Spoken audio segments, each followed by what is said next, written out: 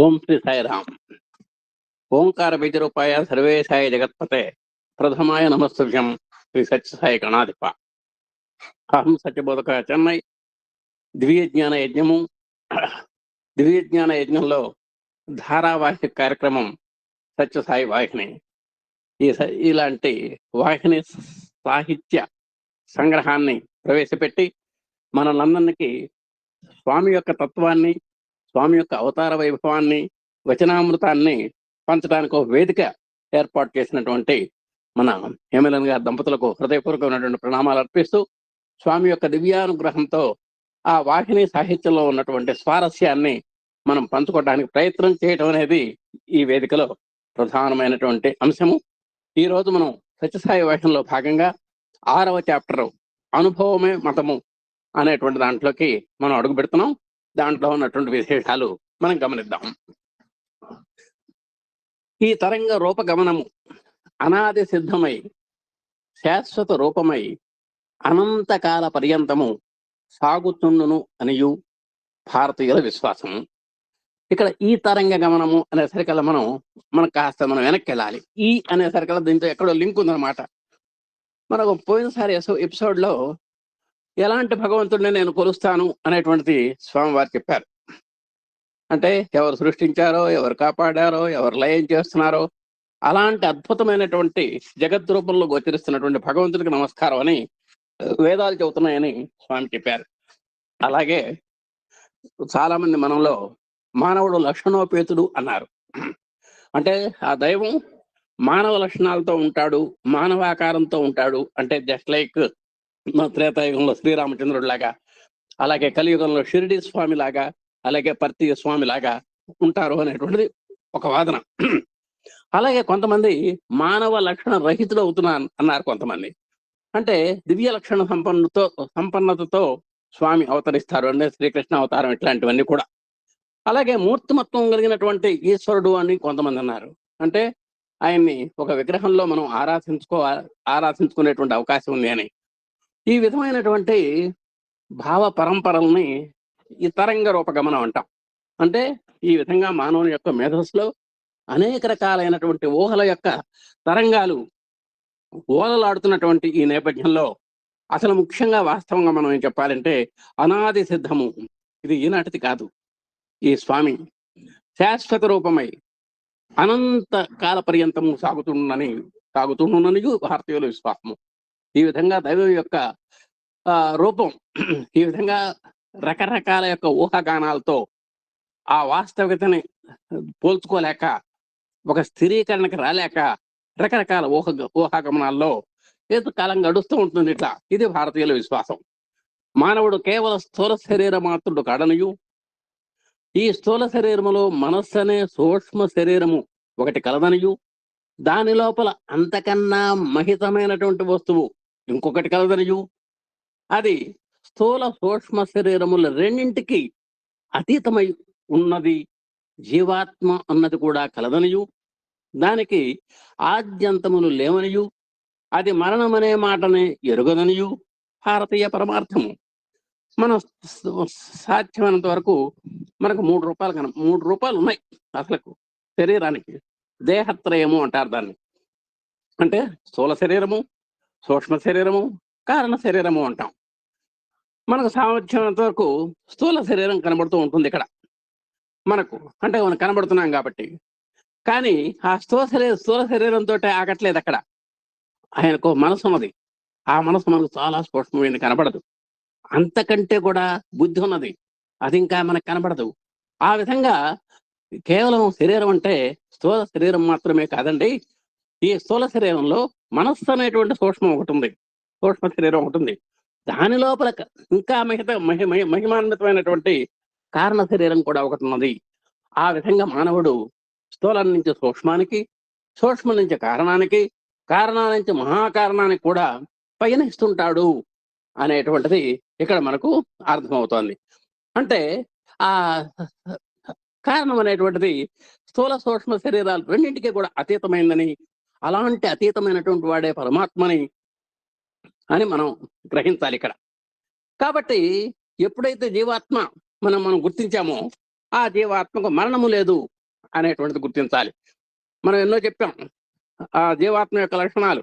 ఇది పుట్టదన్నాం, గిట్టదన్నాం, ఇది అసలు ఆల్రెడీ పుట్టింది కాదన్నాం, ఇది భావ వికారాలు లేదని చెప్పాం, నిత్యం అని చెప్పాం, శాశ్వతం అని చెప్పాం, పురాతనం అని చెప్పాం, చచ్చేది కాదన్నాం, చంపేది కాదన్నాం, ఖండింపబడదన్నాం, తగలబడదన్నాం, తడుపబడదన్నాం. ఇన్ని లక్షణాలు ఉన్నాయి ఆత్మకి. కాబట్టి దానికి మరణం అనేటువంటిదే లేదు అని భారతీయ యొక్క పరమార్థం మనకు చక్కగా మనకు చెబుతోందనమాట. తర్వాత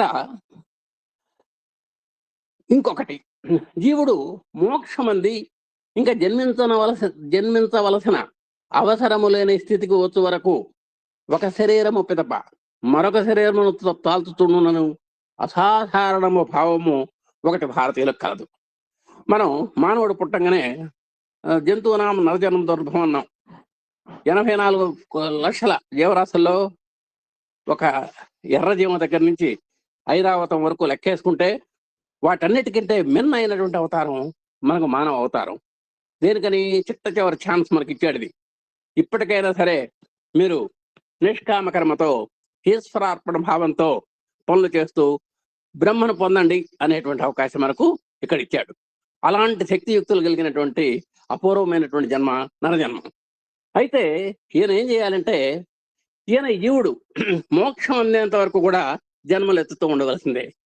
దీన్నే తేలిగ్గా పునరపి జననం, పునరపి మరణం, పునరపి జనని జఠరే శయనం అని అంటుంటారు. మనం ఎన్నో జన్మలు ఎత్తొచ్చాం. ఏమయ్యా నువ్వెన్నో జన్మలు ఎత్తావు, నేనెన్నో జన్మలు ఎత్తాను, అవన్నీ నాకు తెలుసు నీకు తెలియదు అన్నాడు శ్రీకృష్ణ పరమాత్మ అర్జునుడితోటి. నాకు తెలుసు అవన్నీ కూడా, నువ్వు ఎన్ని జన్మలు ఎత్తావో నాకు తెలుసు, నేను ఎన్ని అవతారాలు ఎత్తానో నాకు తెలుసు, కానీ నీకేమాత్రము తెలియదు అన్నాడు. కాబట్టి మనం ఎన్నో జన్మలు ఎత్తే మనం మానవ జన్మకు వచ్చాం. కాబట్టి మానవ జన్మ ద్వారా మోక్షం పొందేంత వరకు మనం పుట్టవలసిందే, గిట్టవలసిందే, మళ్ళీ ఇంకో శరీరంలోకి మన ఆత్మ వెళ్లాల్సిందే. ఇది మన భారతీయుల యొక్క ప్రగాఢమైనటువంటి విశ్వాసం. దీన్ని చెబుతున్నాడు దేవుడు. మోక్షం అందేంత వరకు కూడా, జన్మించనవసరము లేదు అన్నంత వరకు కూడా ఒక శరీరం తర్వాత ఒక శరీరాన్ని తాల్చాల్సిందే. దీంట్లో భగవద్గీతలో ఇంకో చిన్న ముక్క చెప్పాడు శ్రీకృష్ణ పరమాత్మ. తథా దేహాంతర ప్రాప్తి ధీరస్తత్ర నముష్యతి అన్నాడు. కాబట్టి దేహాంతర ప్రాప్తి చేస్తుండాల్సిందే మోక్షం అందేంత వరకు. తర్వాత అసాధారణ భావం ఒకటి భారతీయులకు ఒకటి ఉంది. అంటే ఈ విధంగా మోక్షం అందేంత వరకు రకరకాల శరీరాలు మారుతుంటాడు, రకరకాల జన్మలు ఎత్తుతూ ఉంటాడు, రకరకాల యొక్క తల్లుల యొక్క గర్భంలో పుడుతూ ఉంటాడు, గిడుతూ ఉంటాడు. ఇదంతా కూడా సంసార చక్ర భ్రమణము అని చెప్పారు. ఈ భావము లోకమున మరే ఇతర జాతులందరూ లేదు. మిగతా వాళ్ళకి, పాశ్చాత్యులకు వగైరాలకి ఇంత ఉదాత్తమైనటువంటి భావన, ఈ ఆత్మభావన అనేటువంటిది వాళ్ళకి చాలా తక్కువ లేదు అసలు. ఇది భారతీయ శాస్త్రములు ప్రకటించు సంసార సిద్ధాంతము. మన భారతీయులు ప్రకటించినటువంటి చక్కని ఒక భవ సిద్ధాంతం ఉంటారు. దీన్ని భవము అంటే సంసారం, సంసార సిద్ధాంతం అని వాడారు స్వామి చక్కగా అర్థమయ్యేటట్టుగా. అంటే ఈ సంసార చక్ర భ్రమణంలో మనం ఈ విధంగా తిరుగుతూ ఉంటాము అని చెప్పారు. ఆత్మల యొక్క నిత్యత్వమును కూర్చిన సిద్ధాంతము.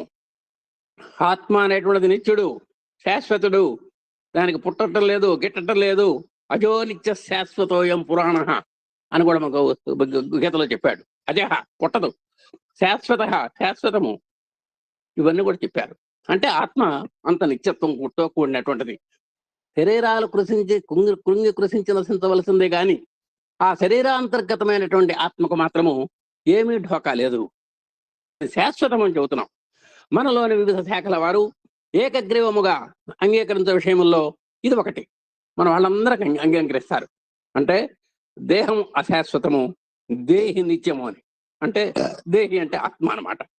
ఆత్మకును ఈశ్వరునికి గల సంబంధము విషయంలో మన భావములు భేదించవచ్చును. కొంచెం తేడాలు ఉన్నాయి మనకు. ద్వైతం అన్నాం, అద్వైతం అన్నాం, విశిష్టాద్వైతం అన్నాం, రకరకాల భావాలు ఉన్నాయి. జగత్తుకి జగదీశ్వరుడికి సంబంధించినటువంటి భావనలు మనకు ఎన్నో ఉన్నాయి. ఒక మతం ప్రకారము ఈశ్వరుడు ఆత్మ సర్వదా భిన్న వస్తువులు. ఇదే మతం మనం చూస్తున్నాం. ద్వైతం అన్నాం కాసేపు పెట్టుకుంటే, అంటే జగత్ జగదీశ్వరుడు వేరు దీంట్లో. ఈ రెండు భిన్నాలు అన్నమాట. మరొక మతం ప్రకారము ఈ అనంతవాహినిలో ఒక కణము, వేరొక మతం ప్రకారము రెండును అభిన్నములు. ఇంకొక మతం ఏం చెబుతోంది, ఏమండి ఆ భగవంతుడి దగ్గర నుంచే మనం భక్తుడు వచ్చాడు కాబట్టి భగవంతుడు భక్తుడు ఒకటే. దానికి సింపుల్ గా ఉదాహరణ చెప్పారు. సముద్రము అలలు అన్నారు. సముద్రము భగవంతుడు అనుకుందాం కాసేపు, అలలు భక్తుడు అనుకుందాం. ఈ సముద్రంలో నుంచి వచ్చేవేగా అలలు, మళ్ళీ అలలు ఎక్కడికి వెళ్తున్నాయి, మళ్ళీ సముద్రంలోకి వెళ్తున్నాయి. కాబట్టి ఏం తేడా లేదండి అని అద్వైతం వాళ్ళు సింపుల్ గా చెప్పేశారు. కాబట్టి పుట్టుకల ఆత్మ ఆద్యంతరహితము, దీనికి ఆది లేదు అంతము లేదు. పుట్టుక లేనిది కనుక మరణం కూడా లేదు. మరణం ఉండాలి అంటే పుట్టుక ఉండాలి. అందుకనే చెప్పాడు జాతస్య ధ్రువ మృత్యు ధ్రువం జన్మ మృతస్య చ అన్నాడు. అక్కడ పుట్టటం అనేటువంటిది ఉన్నది అంటే మనకు గెట్టడం అనేది ఉన్నట్టే లెక్క. అసలు గెట్టడం అనేది ఎట్ట ఉంటుంది అంటే పుట్టడం మీదనే ఆధారపడి ఉంటుంది. పుట్టడం ఉంటేనే గెట్టడం. కాబట్టి ఆ మోక్షం పొందేటువంటి వాడికి ఇక పుట్టుక లేదు అనేటువంటిది మనం అర్థం చేసుకోవాలి. ఇది మానవ శరీరం నందు పరిపూర్ణత సాధించుకున్నంత వరకు ఇతర దేహములు అనేకములను పరిణామక్రమమున ధరించుతునునను మూలభావమునకు హాని లేనితో ఈ అభిప్రాయము అందరికీ ఏకీభావము. ఇంకొక సింపుల్ గా మనం ఆలోచిస్తే గత ఎపిసోడ్స్ లో స్వామి చెప్పారు. ఏమన్నారు, దేహినోస్మిన్ యథా దేహే అనేటువంటి శ్లోకంలో ప్రతి మనిషి కూడా తల్లి యొక్క పొత్తిళ్లలో శిశువు, శైశవము అంటాను దాన్ని, తర్వాత బాల్యము, కౌమారము, యవ్వనము, వృద్ధాప్యం యొక్క తొలి దశ, వృద్ధాప్యం యొక్క మలి దశ, ఇవన్నీ కూడా నీకు తెలియకుండానే వస్తున్నాయి. నువ్వు తెలియకుండానే మీ అమ్మ యొక్క పుత్రిళ్లలోకి వచ్చేసావు. ఉయ్యాల్లో పడుకున్నావు, కాన్వెంట్కి వెళ్ళావు, హై స్కూల్కి వెళ్ళావు, కాలేజీకి వెళ్ళావు, ఉద్యోగం చేసావు, రిటైర్ అయినావు. ఇప్పుడు హాయిగా ఏదో పడకుర్చీలో కూర్చుంటున్నావు, ఎవరన్నా లేపాలి. ఈ పరిస్థితులన్నీ కూడా నువ్వు అప్లికేషన్ పెడితే వచ్చినవి కాదు. ఆటోమేటిక్గా నువ్వు కళ్ళు తెరిచి కళ్ళు మూసే లోపల ఆ కాలగమనంలో ఇవన్నీ కూడా ఆ చక్ర భ్రమణంలో జరిగిపోతున్నాయి. కాబట్టి ఆ విధంగా జీవన యొక్క దశలు ఎలా ఉన్నాయో దేహానికి కూడా ఒక దేహం తర్వాత ఇంకో దేహం ధరించడం అనేటువంటిది కూడా ఈ పరిణామ క్రమంలో మామూలే, ఇది సాధారణమైనటువంటి చర్యే అనేటువంటి భావానికి అసలు ఎక్కడ విప్రతిపత్తి లేదు. ఏ మతం వాళ్ళైనా సరే ఒప్పుకొని తీరాల్సిందే. ఈ అభిప్రాయం అందరికీ ఏకీభావము. పారమార్థిక క్షేత్రమందు మానవ బుద్ధికి అందలి సత్యములు అన్నింటిలోనూ మహోత్కృష్టమును మహాద్భుతమును అగుదానికి ఇప్పుడు ఉత్తమం. సరే, ఈ ఆధ్యాత్మిక చింతన క్షేత్రంలో మనం ఇంకొక ముందుకేస్తే మానవ యొక్క మేధస్సుకి ఆ బుద్ధి ఎట్లా ఉంటుంది, మానవ జీవన గమనంలో నిజంగా సత్యం ఏమిటి, ఇవన్నీ కూడా ఒక్కసారి ఆధ్యాత్మిక పారమార్థిక చింతనలోకి మనం అడుగు పెడితే అది ఎదనగా మానవులు శాక్తులైనను, శైవులైనను, వైష్ణవులైనను, బౌద్ధులైనను, జైనులైనను, హిందువులు అందరూ ఆత్మ స్వతసిద్ధముగా పరిశుద్ధమైనదనియు పరిపూర్ణమైనదనియు ఆనందమైనదనియు నమ్ముదురు. ఇక్కడ మనకు రకరకాల వాళ్ళు కనబడుతూ ఉంటారు. ఇప్పుడు శైవులు అన్నారండి, ఓం నమ శివాయ అంటారు వాళ్ళు. అంటే మన శాక్తేయులు అన్నారు కదా, మొట్టమొదట శాక్తులు అంటే శక్తిని కొలిచేటువంటి వారు. ఓం శ్రీమాత్రే నమః అంటారు. శైవులు ఓం నమ శివాయ అంటారు. వైష్ణవులు ఓం నమో నారాయణాయ అంటారు. బౌద్ధులు బుద్ధం శరణం గచ్ఛామి అంటారు. ఇట్లానే జైనులు వాళ్ళ యొక్క నినాదాలు వేరే ఉంటాయి. అలాగే హిందువులు అంటే కూడా మన గురువు గారు మనం గుర్తు చేశారు. ఏమని గుర్తు చేశారు, మనకు ఒక్కసారి మనం ఇవన్నీ తలుచుకుంటే కానీ మనకు గుర్తుండవు. నమ్రత, హ్యూమిలిటీ, ఇండివిజువాలిటీ, వ్యక్తిత్వం, నేషనాలిటీ, జాతీయత, డివినిటీ, దివ్యత్వము, యూనిటీ, ఐక్యత, ఇవన్నీ ఉన్నటువంటి వాడే హిందువుడు అని చెప్పారు. ఒక్కోసం మెరుపుగా ఇంకోటి చెప్పారు, హింసకు దూరంగా ఉండేవాడు అని చెప్పారు. అలాంటి వాళ్ళంతా కూడా అంటే ఈ కేటగిరీస్ అంతా కూడా మరి ఆత్మ స్వసిద్ధముగా పరిశుద్ధమైంది అని చెబుతున్నారు. ఏ మాత్రము మలినము లేనటువంటిది, చాలా పవిత్రమైనది, పావనమైనది అని చెబుతున్నారు. పరిపూర్ణమైందని చెప్పారు. ఆత్మ పూర్ణమైనటువంటిది. అందుకనే దీన్ని బట్టే మనకు ఆ శ్లోకాలు వచ్చినాయి. పూర్ణమదః పూర్ణమిదం పూర్ణాత్ పూర్ణముదచ్యతే పూర్ణస్య పూర్ణమాదాయ పూర్ణమేవావశిష్యతే. ఒక్కసారి పూర్ణాలు ఏమిటో ఒకసారి ఒక్క ఆత్మ కంటే ఇంకేమన్నా పూర్ణాలు ఉన్నాయో ఒకసారి చూస్తే మనం ఒక సముద్రం ఉందండి. సముద్రంలో మీరు ఎన్నన్నా నీళ్లు తీసుకోండి, సముద్రానికి ఏం ఢోకాలేదు, ఎప్పుడూ పూర్ణంగానే ఉంటుంది. అలాగే సూర్యకిరణాలు కోటి కిరణ భాను సమానుడు ఆయన. కోటి కిరణాలు ఉన్నాయి ఆయనకి. ఏ కిరణం మీ మీద పడ్డా సరే ఆయనకేం ఢోకాలేదు. మీరు ఎంత అంటే కరెంట్ అన్నా కాల్చుకుంటే ఏమన్నా మీకు మీటర్ మీద ఛార్జ్ చేస్తారేమో కానీ ఆ సూర్యకాంతి అనుభవిస్తే మీకు మీ మీద నో ఛార్జ్, ఫ్రీ ఆఫ్ కాస్ట్తో మీకు సూర్యకాంతి దొరుకుతోంది. అలాగే చంద్రుని యొక్క చల్లని వెన్నెల మీరు ఎంతన్నా ఆస్వాదించండి, అది పూర్ణమే. అలాగే గాలి మీరు ఎంతన్నా పీల్చండి. కరోనా అంటే మనం కొనుక్కున్నాం ఆక్సిజన్, మనం కొనుక్కోవాల్సిన అవసరం లేదు. అలాగే ఆకాశం, ఆకాశం కూడా పూర్ణం. మీ సెల్ ఫోన్స్లో 5Gలు 3Gలు 4Gలు మీరు పెట్టుకున్నటువంటి నియమం ఇది. అంటే ఆ యొక్క ఫోన్ యొక్క కెపాసిటీని బట్టి, కానీ అదంతా కొనంతం. కాబట్టి ఇక్కడ మనం చెప్పొచ్చింది ఏంటంటే పూర్ణము అంటే అదండి. పూర్ణమైనటువంటిది ఆత్మ, ఆనందమయమైనటువంటిది. అందుకని ఆనందం బ్రహ్మ అనేటువంటి స్థితి మనం చెప్పుకుంటాం అప్పుడప్పుడు. ఈ విధంగా నమ్ముతారు వాళ్ళు. ఎవరు మన వాళ్ళంతా కూడా భారతీయులు, ద్వైతులు. ఆత్మ యొక్క నైసర్గిక ఆనందము పురాకృత కర్మఫలముగా సంకుచితమయ్యననియు ఈశ్వర అనుగ్రహ లబ్ధి వలన అది మరలా వికసించుననియు తలంతరు. మనం చెప్పుకున్నాం ద్వైతులు అంటే చెప్పుకున్నాం భగవంతుడు వేరు, భక్తుడు వేరు, సముద్రం వేరు, అలలు వేరు అనేటువంటి ఒక సాధకుడు నిలబడ్డాడు సముద్రం ఎదుటిగా. ఆయనకి సముద్రం కనబడుతోంది, అలలు కనబడుతున్నాయి. అంటే సముద్రం వేరు అనుకుంటున్నాడు, అలలు వేరు అనుకుంటున్నాడు. అలాంటి వాళ్ళందరినీ కూడా మనం ద్వైతులు అంటాం. వీళ్ళు ఏం చేశారంటే ఆత్మ యొక్క నైసర్గిక ఆనందం, నైసర్గికం అంటే స్వతసిద్ధమైనటువంటి ఆనందాన్ని నైసర్గిక ఆనందం అంటారండి. ఆ ఆత్మకు స్వతసిద్ధమైనటువంటి ఆనందం ఉంటుంది, ఆనంద స్థితి. అది పురాకృత కర్మఫలంగా దొరికింది అని చెప్తున్నారు వాళ్ళు. ఈశ్వర అనుగ్రహ లబ్ధి వలన అది సంకుచితం అవటం, అంటే అది తగ్గడం, అది మళ్ళా ప్రకాశించడం అనేటువంటిది కూడా ఆ స్థాయిలు ఉన్నాయి అని వాళ్ళు చెబుతున్నారు. కానీ ఇంకోళ్ళు ఏం చెబుతున్నారంటే ఈ సంకోచ భావమే సరికాదనయు ఆత్మ పరిపూర్ణ తేజోవంతమై ప్రకాశించుతున్నను మాయావరణ కారణము వలన శక్తి కోల్పోయినట్లు మనకు తోస్తున్నదని తలంతరు. వాళ్ళు ఏదో భేదం పెట్టుకున్నారు.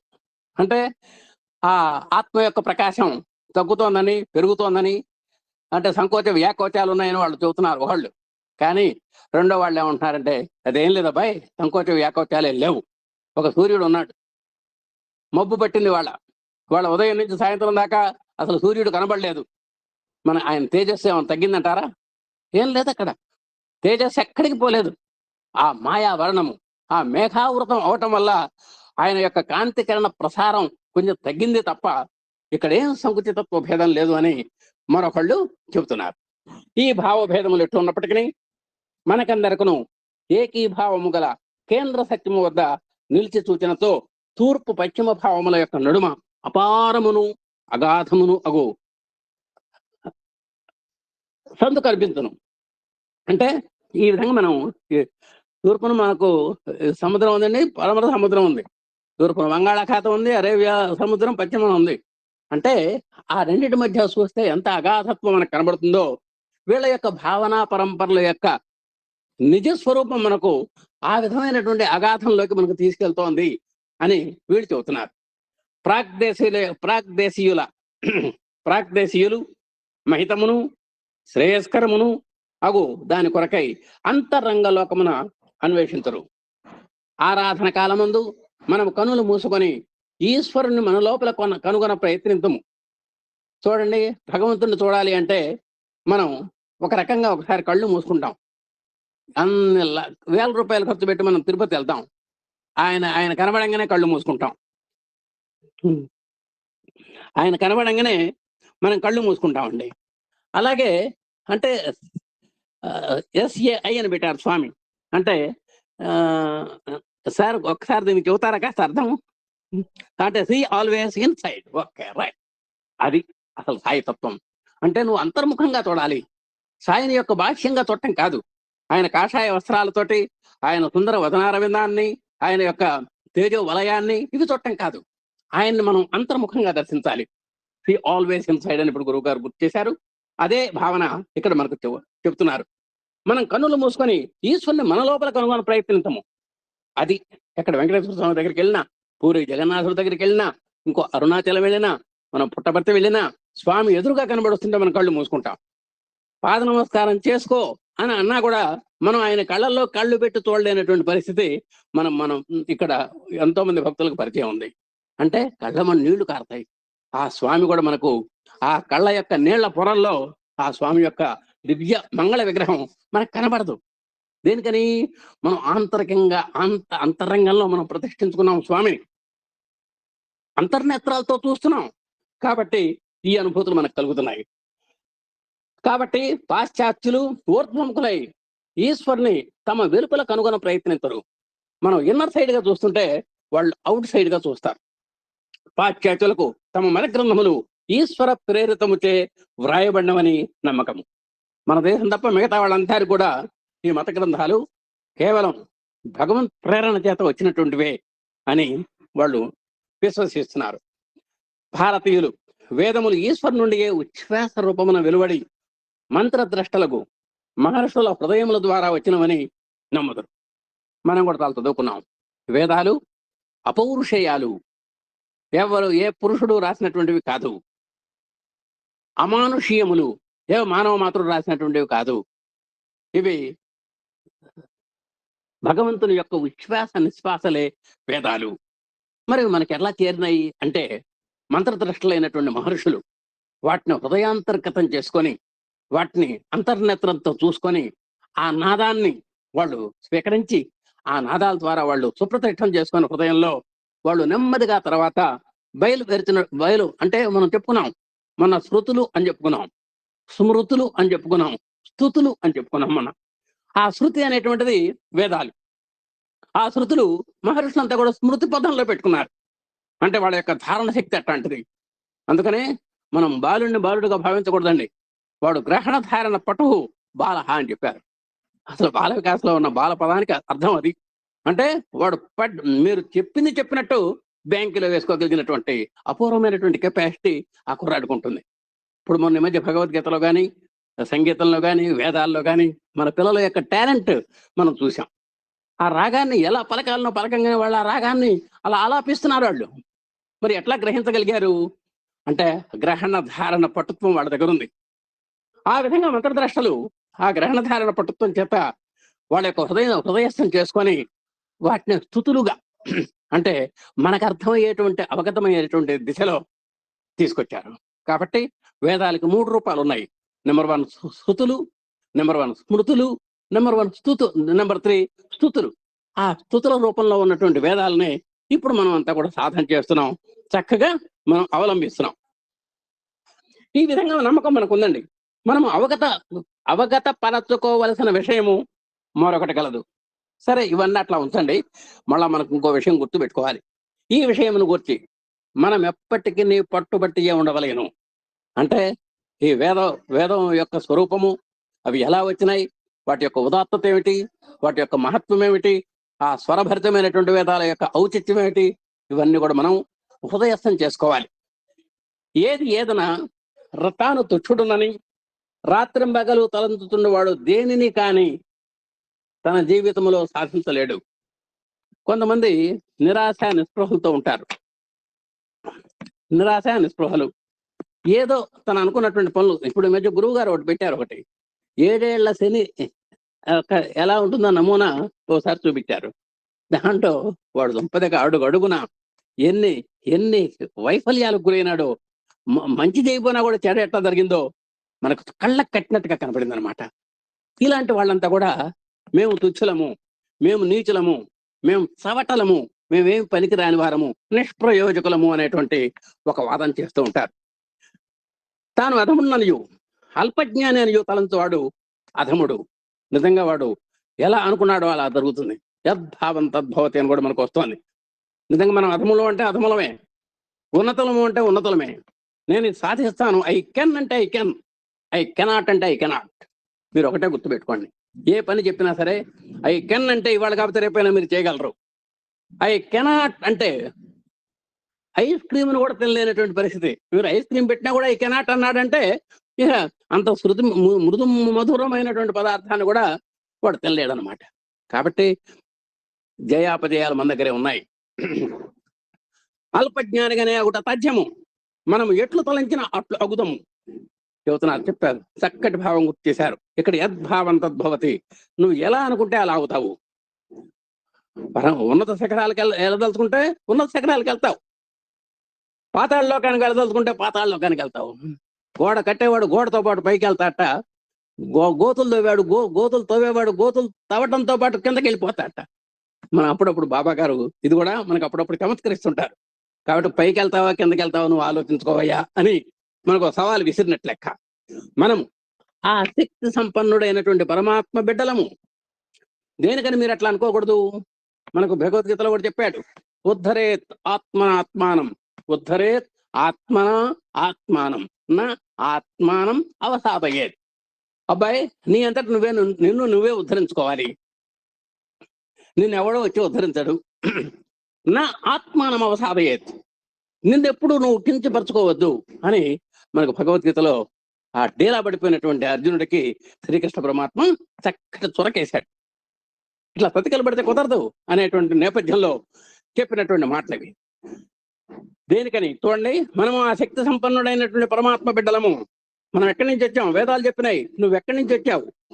ఎవరి ద్వారా నువ్వు ఆహారం తీసుకుంటున్నావు, పోషింపబడుతున్నావు, ఎవరిలో లయం అవుతావు అది చెప్పేదే వేదం అని చెప్పింది.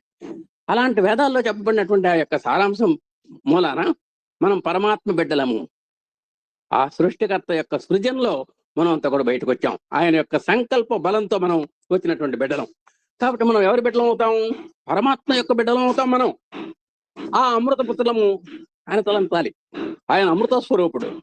కాబట్టి ఆయన ద్వారా వచ్చినటువంటి మనం కూడా అమృత స్వరూపులమే.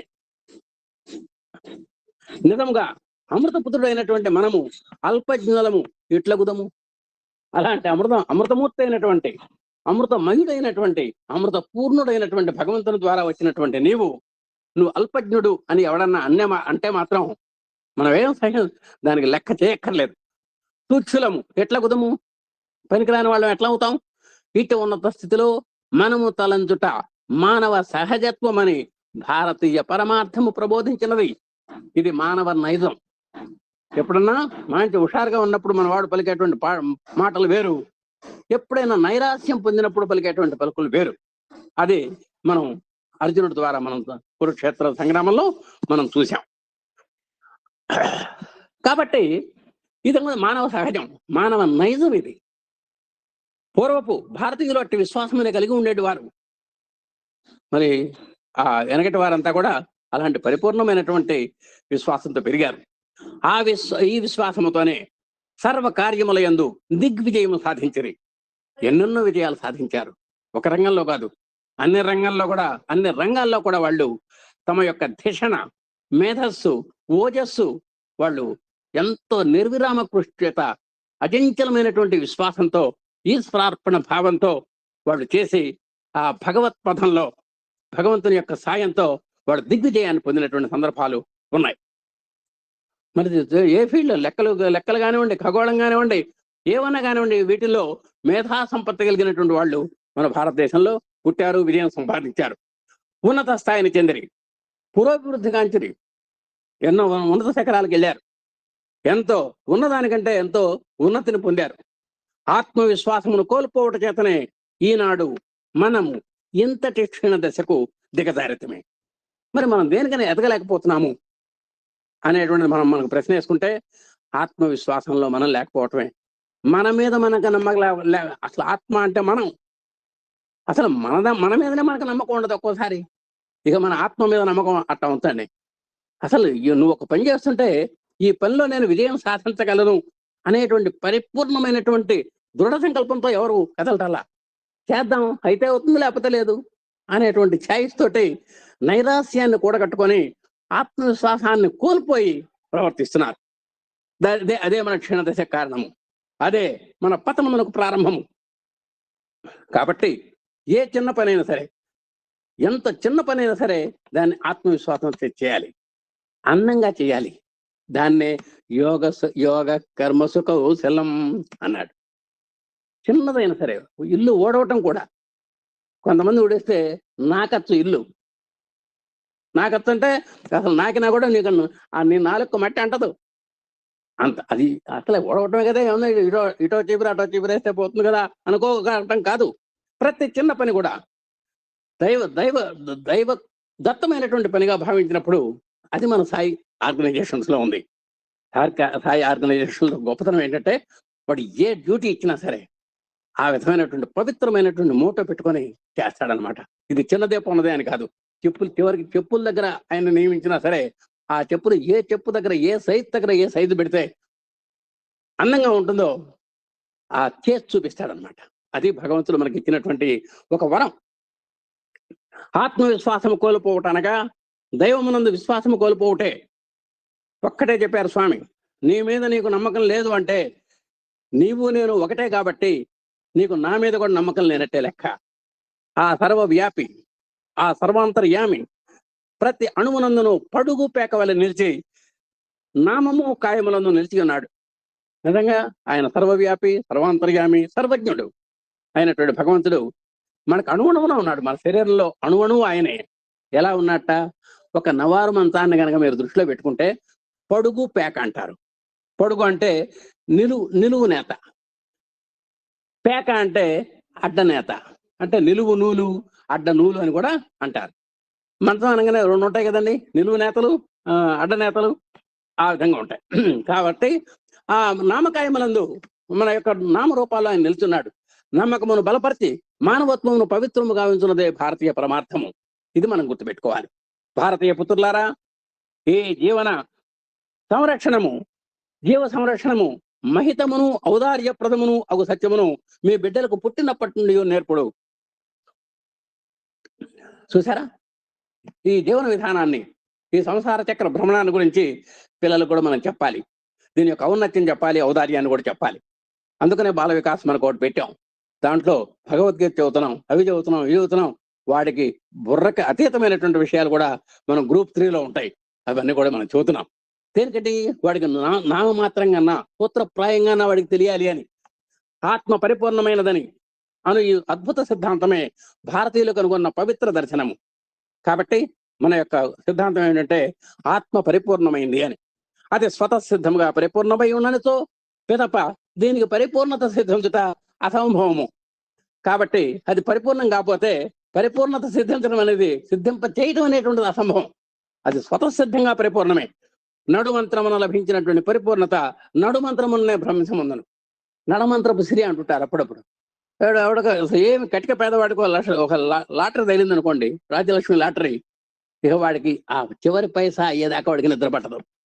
అంటే 3 రోజుల్లో వాడు ఈ పసుపు కాస్త ముసుగు చేయాల్సిందే, అంటే అవచేయాలి. ఇది నడమంత్రపు సిరి. అట్లానే దేవేంద్ర లోకంలో నహుషుడు అని ఒకడు ఉన్నాడు. వాడికి ఇంద్ర పదవి ఇవ్వాల్సి వచ్చింది. దేవేంద్రుడికి ఎన్ని క్వాలిఫికేషన్స్ ఉన్నాయో ఆయన కూడా ఎన్ని ఉన్నాయి. ఒకసారి దేవేంద్రుడు సెలవు పెట్టాల్సి వచ్చింది. ఈయన ఆకతాయి ఆతతాయి నిన్న కూడా చెప్పారు. అందుకని ఈయనకి లీవ్ ఇవ్వాల్సి వచ్చింది. ఇస్తే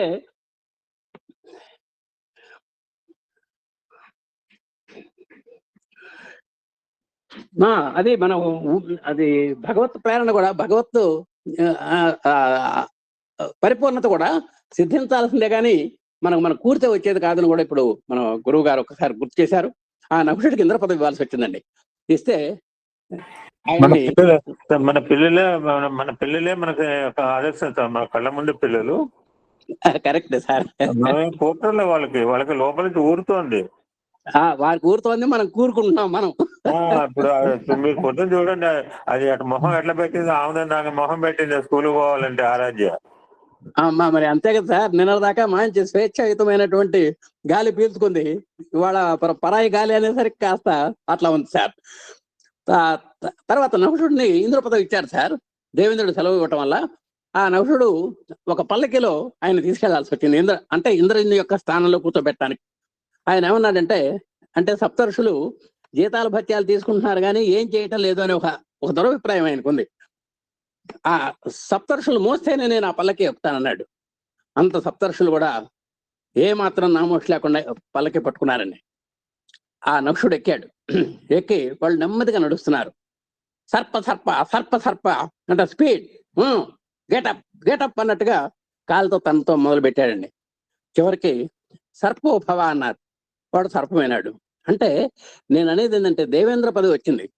ఆ పదవిలో మనం గట్టిగా కూర్చోక ముందే, ఇంకా సింహాసనాన్ని అధిష్ఠించక ముందే ఈ నడమంత్రపు స్త్రీ అనేటువంటి చూశారు అంత ఘోరంగా మనకు అవమానం పాలు చేస్తుంది అనేటువంటి చెప్పటమే దీని యొక్క ఉద్దేశం అన్నమాట.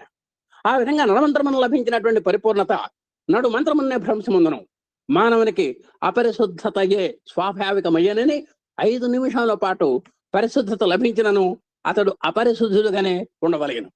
ఒకవేళ బలవంతాన ఒక పరిశుద్ధుడు కాని వాడిని ఒక అపరిశుద్ధుడిని మనం పరిశుద్ధుడిని చేయదలుచుకున్నాం అంటే, ఒక కుక్క తోకకి తిన్నగా బద్దలేసి కట్టాం అనుకోండి కాసేపు, అది బద్దలు కట్టినంత వరకు బాగానే ఉంటుంది, తిన్నగా సరళ రేఖలాగా ఉంటుంది. ఆ బద్దలు తీయంగానే మళ్ళా యథావిధిగా వంకర తిరుగుతుంది. అలాగే అపరిశుద్ధుడిని ఒక 5 నిమిషాలు మనం పరిశుద్ధుడిని చేయాలని తలంచినా వాడు పరిశుద్ధుడు కాడు. ఇక్కడ చక్కటి సూత్రం చెప్పారు. ఈ నడుమంత్ర పరిశుద్ధత కొట్టుకొని పోవును, ఇక వాడి దృష్టిలో ఆ పరిశుద్ధత ఉండదు. కావున భారతీయ తత్వజ్ఞులు అందరూ పరిశుద్ధత మనకు స్వభావ సిద్ధము, పరిపూర్ణత మనకు స్వభావ సిద్ధము అన్నారండి. అంటే పరిశుద్ధత మనకు స్వభావ సిద్ధము, అపరిశుద్ధము కాదు. అలాగే పరిపూర్ణత మనకు స్వభావ సిద్ధము, అపరిపూర్ణత కాదు అని పరిశుద్ధతను గురించి పరిపూర్ణతను గురించి మనకు చక్కగా మన పూజ్యులు గౌరవనీయులైనటువంటి మహర్షి సాంప్రదాయం నుంచి కూడా మనకు వస్తోంది. ఈ బోధనను బలపరిచి ప్రపంచమునకు చాటినదే భారతీయ పరమార్థిని. కాబట్టి అలాంటి మహర్షుల యొక్క ఉన్నతమైనటువంటి భావజాలాన్ని మనకు ఎంతో పవిత్రంగా అందజేస్తోంది మన భారతీయ పరమార్థ వాహిని. తాను చేసినటువంటి మహాకార్యమును, తాను భావించిన మహాభావమును జ్ఞప్తికి తెచ్చుకోమని మన మనస్సును అవసాన కాలమును ఆదేశించిన మహర్షులు చూపిన మార్గమును జ్ఞప్తికి తెచ్చుకొనుట, తన దోషములను తన అవివేకమును జ్ఞప్తికి తెచ్చుకోమని కాదు. కాబట్టి వాళ్ళంతా కూడా ఏం చేశారంటే, మీరు ఎందన్నా పొరపాటు పడి ఉండొచ్చు, మీరు వాటిని రియలైజ్ అవ్వాలి అని అవసాన కాలంలో అన్న మీరు కాస్త మారటానికి ప్రయత్నం చేయండి అని చెప్పారు. అందుకనే మన భగవద్గీత కూడా చెప్పాడు ఏండి, ఏమని, అంత్యకాలేచ మామేవ స్మరన్ ముక్త్వా కళేబరం ప్రయాత్యజం దేహం తయాతి పరమాంగతిం అన్నాడు. నువ్వు చేసావయ్యా నిన్నటి దాకా, ఒక అవసాన కాలంలో అన్న కాస్త మంచిది అనేటువంటి ఎగ్జంప్షన్స్ మనకు మన భారతీయ సాంప్రదాయ మాధురి మనకు సమర్పించింది. అలాంటి వాటిని మనం జప్తికి తెచ్చుకోవాలి, ఆ సూత్రాలని చేసుకోవాలి.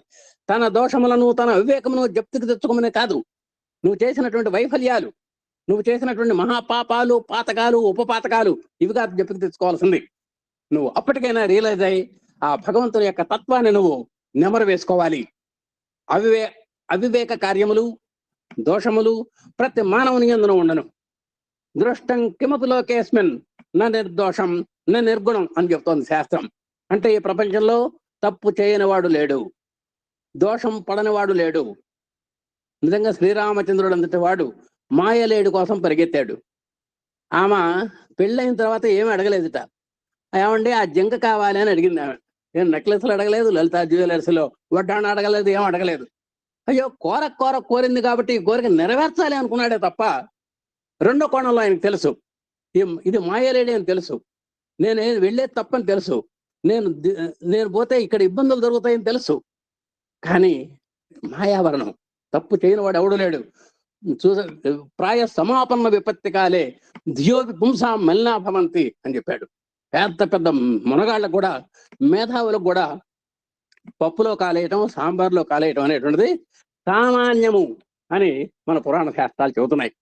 కాబట్టి ఆ కార్యాలు, దోషాలు ప్రతి మానవుని యందు ఉంటాయి. ఎవరి దగ్గర తప్పు లేనివాడు ఎవడో లేడు. ఆ సినిమాలో కూడా మంచి పాట కూడా ఉంది, ఎవరో తప్పులు చేయనివాడు ఎవడో రండి అనే పాట కూడా. అవివేక కార్యములు, దోషములు ప్రతి మానవుని యందు నుండును, కానీ సర్వదా నీ యథార్థత్వమును జ్ఞప్తి యందు ఉంచుకున్న ప్రధాన మననము. కాబట్టి నీ యొక్క సహజ లక్షణము, నువ్వు దేనికి జన్మించావు, నీ యొక్క జీవన లక్ష్యం ఏమిటి, నీ యొక్క జీవన గమనం ఏమిటి, నీ యొక్క జీవిత మరి పరమార్థం ఏమిటి అనేటువంటి విషయాన్ని మాత్రం మనం మర్చిపోకూడదు. నిరంతరం మననం చేసుకుంటూ ఉండాలి. అదే నీ పురోభివృద్ధికి సోపానము, నిన్ను ముందుకు అడుగేటట్టుగా చేస్తుంది. ఎప్పుడు కూడా నీ యొక్క లక్ష్యాన్ని మాత్రం మర్చిపోకూడదు. ఆ లక్ష్య సాధనలో ఏ మార్గాన్ని అవలంబించాలనో, ఏ సోపాన మార్గంలో నడవాలనో నువ్వు మర్చిపోకూడదు. ఎప్పుడు కూడా డైవర్ట్ అవ్వద్దు, డీవియేట్ అవ్వద్దు అని చెప్తాను. అన్నింటికన్నా మనం ముఖ్యంగా గమనింపవలసినది మరొకటి ఉన్నది. భారతదేశంలోని మనకు మతం అనగా అనుభూతి కానీ అందుకు కొరబడినదేదియునో కాదు. మనకు మతం అని చెప్పాడు అంటే అది జీవన మార్గం అంటారు దాన్ని, వే ఆఫ్ లైఫ్ అని చెప్తున్నారు ఇప్పుడు గురువు గారు కూడా. అండ్ లివింగ్ అని ఎలా బ్రతకాలి, మనం మన యొక్క జీవనాన్ని ఎలా పావనం చేసుకోవాలి, ఎలాంటి పవిత్రమైనటువంటి మార్గంలో మనం నడవాలి అనేదే మతం. దీన్నే సమ్మతం అని కూడా అంటారు, అనుభవము అంటారు, అనుభూతి అంటారు. అంటే నీ యొక్క ప్రాక్టికల్ నాలెడ్జ్ అనమాట. అందుకు కొరబడినటువంటిది ఏది నువ్వు లేదు. ఈ ముఖ్య విషయమును ఎన్నో సార్లు మనసుట మిక్కిలి శోచనీయం. కానీ మనం ఆ సూత్రాలను మనం మర్చిపోతున్నాం. ఈ సూత్రమును ప్రతి ఒక్కరూ నమ్మవలేను. వే ఆఫ్ లైఫ్ని ఎలా గడపాలి, ఆ జీవన గమనాన్ని ఎలా అంటే ఆ పరమాత్మ వైపు మనం ఎలా నడిస్తే మన జీవన పావనం అవుతుంది అనేటువంటిది, మన జన్మ ధన్యం అవుతుంది అనేటువంటిది విషయం మర్చిపోవటమే ఇక్కడ శోచనీయం. ఏ సూత్రమును ప్రతి ఒక్కరూ నమ్మవలేను. ప్రతి ఒక్కళ్ళు దీన్ని గుర్తుపెట్టుకోవాలి. అప్పుడే మీరు సురక్షితముగా ఉండగలరు, చాలా భద్రతగా ఉంటారు, సుఖంగా ఉంటారు, శాంతిగా ఉంటారు. అంతేకాదు స్వయం కృషి వలననే అన్నీ సిద్ధించునని సంకల్పము భారతీయులది కాదు. కొంతమంది ఏం చెబుతారంటే దేవుణ్ణి తీసి పక్కన పెట్టండి సార్, మీరు స్వయం కృషి లేదే అంటే మానవ ప్రయత్నం లేదే మీకు విజయం కూడదు, అసలు సాధ్యపడదు అని చెబుతారు. కానీ నిజంగా ఒక శాస్త్రాలు చెప్పినాయండి ఒక వాక్యం, మన రుద్రంలో కూడా చెప్పారు, చెబుతున్నాను. ఉత్సాహము, సాహసము, ధైర్యము, శక్తి, బుద్ధి, పరాక్రమము, ఈ 6 ఉంటేనే 7వదైనటువంటి దైవ కృప నీకు వస్తుందయ్యా. రుద్రంలో కూడా చెప్పారు. 6 లక్షణాలని దగ్గర సలక్షణంగా ఉంటే 7వదైనటువంటి భగవత్ కృప నిన్ను అనుసరిస్తుంది, నిన్ను అనుకరిస్తుంది, నిన్ను జాగ్రత్తగా కళ్ళతో నిన్ను కాపాడుకుంటుంది అని చెప్పారు రుద్రంలో కూడా. కాబట్టి మనం ముందర ఉండాలి కదా ఆ లక్షణాలు, సలక్షణాలు, ఉత్సాహము, సాహసము, ధైర్యము, బుద్ధి, శక్తి, పరాక్రమము అనేటువంటివి ఎన్ని ఉన్నప్పటికీ కూడా స్వయం కృషిలో భాగాలు ఇవన్నీ కూడా. ఈ స్వయం కృషి ఎంత ఉన్నా సరే భగవంతుని యొక్క కృప ఆ 7వది సెన్స్ ఉండాలి అని మనకు శాస్త్రాలు చెబుతున్నాయి. మన భారతీయుల యొక్క అపార నమ్మకం కూడా. మత భావములను అనుభూతం చేసుకునే వాళ్ళను, నువ్వు ఏ మతంలో ఉన్నావు మాకు అనవసరం, నువ్వు క్రీస్తా, జైన, నువ్వు ఏ మతం, ద్వైతమా అద్వైతమా ఇవన్నీ మాకు అక్కర్లేదు. నీ యొక్క మతం చెప్పినట్టు నువ్వు ఉండాలి, నీ మతం చెప్పిన ప్రకారం నువ్వు చక్కగా నడుచుకోవాలి. క్రీస్తు అయితే నిజంగా క్రీస్తుగా ఉండు, నిజంగా జైను అయితే నిజంగా జైన్లాగా ఉండు, నిజంగా శాక్తేయుడు అయితే నిజంగా శాక్తేయుడుగా ఉండు. మన స్వామివారు చెప్పినటువంటి మాటలు కూడా అవే. విన్నంత మాత్రాన ఉపయోగం ఉండదు. నీ యొక్క మతాలు ఏ సూత్రాలు చెబుతాయి, ఆ సూత్రాలు నువ్వు వింటున్నావు కానీ పట్టించుకోవటం లేదు. ఏదో ఒక సిద్ధాంతమును చిలుక వలె పలుకుట నేర్చుకున్న చాలదు. మనం అప్పుడప్పుడు సత్యం వదా, ధర్మం చెరా అని అప్పుడప్పుడు అప్పచెప్పుకుంటూ ఉంటాం చిన్న చిన్న సూత్రాలు. ఊరికి వెళ్ళి వేస్తే కుదరదు. చిలకలాగా మన బుద్ధికి అది సమ్మతముగా ఉండని చాలదు. నేను నమ్మిన సిద్ధాంతాలు సత్యం వదా, ధర్మం చెరా అన్నంత మాత్రాన చాలదు. మన బుద్ధికి అది సమ్మతముగా ఉండని చాలదు. అది మనలో చేరిపోవలేను, అంగాంగాన ప్రతి అవయవంలో కూడా జీర్ణం అయిపోవాలి. కావుననే ఈశ్వరుడు కలడు అనుటకు భారతీయులకు గల మహోత్కృష్ట దర్శనము అది యుక్తి సమ్మతముగా ఉండుట కాదు. ఈశ్వరుడు కలడు అనేటువంటి మనకు బ్రహ్మాండమైనటువంటి నమ్మకం ఉంది మనకు. అది యుక్తి సమ్మతముగా ఉండటం కాదు. అంటే కొంతమంది ఒప్పుకోవటం లేదు, వాళ్ళు ప్రత్యక్ష ప్రమాణం కావాలి. ప్రత్యక్ష ప్రమాణం ఎక్కడ ఉంటుంది? పాలల్లో నెయ్యి ఉందా అంటే లేదు అనలేడు, ఉందని తెలుసు కానీ అక్కడ ప్రత్యక్షంగా కనబట్టలేదు కాబట్టి లేదు అంటాడు. అంటే ఆ విధమైనటువంటి ఆ భగవంతుడికి భక్తుడికి ఉన్నటువంటి అవినాభావ సంబంధము మరి ఆ వాదనకు చాలా కొంచెం త్వరగా ఉంటుంది అన్నమాట. చిన్న తేడాలు ఉంటాయి. అది యుక్తి సమ్మతంగా ఉండట కాదు. పూర్వపు కాలపు వారును ఇప్పటి కాలపు వారును అతను దర్శించిననుట భారతీయులు ఆత్మకలదని నమ్ముట, దాని ఉనికిని ప్రజల నిదర్శనములు ఉండుట చేత మాత్రమే కాదు. కాబట్టి మన ప్రాచీనులు ఈ విషయంలో గట్టిగా ఉన్నారు. భగవంతుడు ఉన్నాడు, దేవుడు ఉన్నాడు అనేటువంటి దాంట్లో వాళ్ళకే మాత్రము అనుమానం లేదు. అందుకు ముఖ్యము భారతదేశంలో అనేకులు తమ ఆత్మను అనుభూతము నడుచుకున్న వారు ఉండుటయే. వెనక మహర్షుల దగ్గర నుంచి ఈనాడు సిద్ధ పురుషులు, అవధూతలు వరకు కూడా ఆత్మను సాక్షాత్కారం చేసుకున్నటువంటి వాళ్ళు. దేనికని? వాళ్ళకు ఉన్నటువంటి సాధన సంపత్తి చేత. ఊరకు కనబడ్డ ఆత్మ ఊరికి సాక్షాత్కారం అవుతుందా? కలవరెత్తినంత మాత్రాన ఆత్మ మనకు కనబడుతుందా? కనబడదు. దానికి సాధన చేయాలి. ఆ సాధనలో ఎంతో శ్రమ పడాలి. మీకు తెలుసు, వరుణుడు ఆ భృగువు తెలుసు, ఆయన అన్నం దగ్గర నుంచి ఆనందం దగ్గరికి వెళ్ళడానికి కొన్ని వేల సంవత్సరాలు పట్టింది. అలాంటి సాధన సంపత్తి చేత కానీ ఆత్మసాక్షాత్కారం కాదు. కానీ అలాంటి ఆత్మ సాక్షాత్కారాన్ని సులువైనటువంటి మార్గాల్లో, అంటే సులువైనటువంటి మార్గాలు అంటే షార్ట్ కట్ కాదు, అపారమైనటువంటి మేధస్సుతో, సాధనతో, అచంచల విశ్వాసంతో మన వాళ్ళు సాధించారు. అట్టివారు పూర్వకాలమున వేనవేలుడరి చాలా బోరెడు మంది ఉన్నారు పూర్వం రోజుల్లో. ఇప్పుడు నువ్వు అట్టివారు లేకపోలేదు. అంతమంది కాకపోయినా కొంతమంది ఉన్నారు. భవిష్యత్తును కూడా నువ్వు లేకపోలేదు, భవిష్యత్తులో కూడా లేరని చెప్పలేము. నభూతో నభవిష్యతి అనడానికి అవకాశం లేదు. అలాంటి ఆత్మ సాక్షాత్కారం చేసుకున్నటువంటి పురుష పుంగవులు, స్త్రీ మూర్తులు ఉంటారు. ఈశ్వర సాక్షాత్కారమును పడసిన గాని, ఆత్మానుభూతి నందిన గాని మానవుడు పరిపూర్ణుడు కాదాలడు.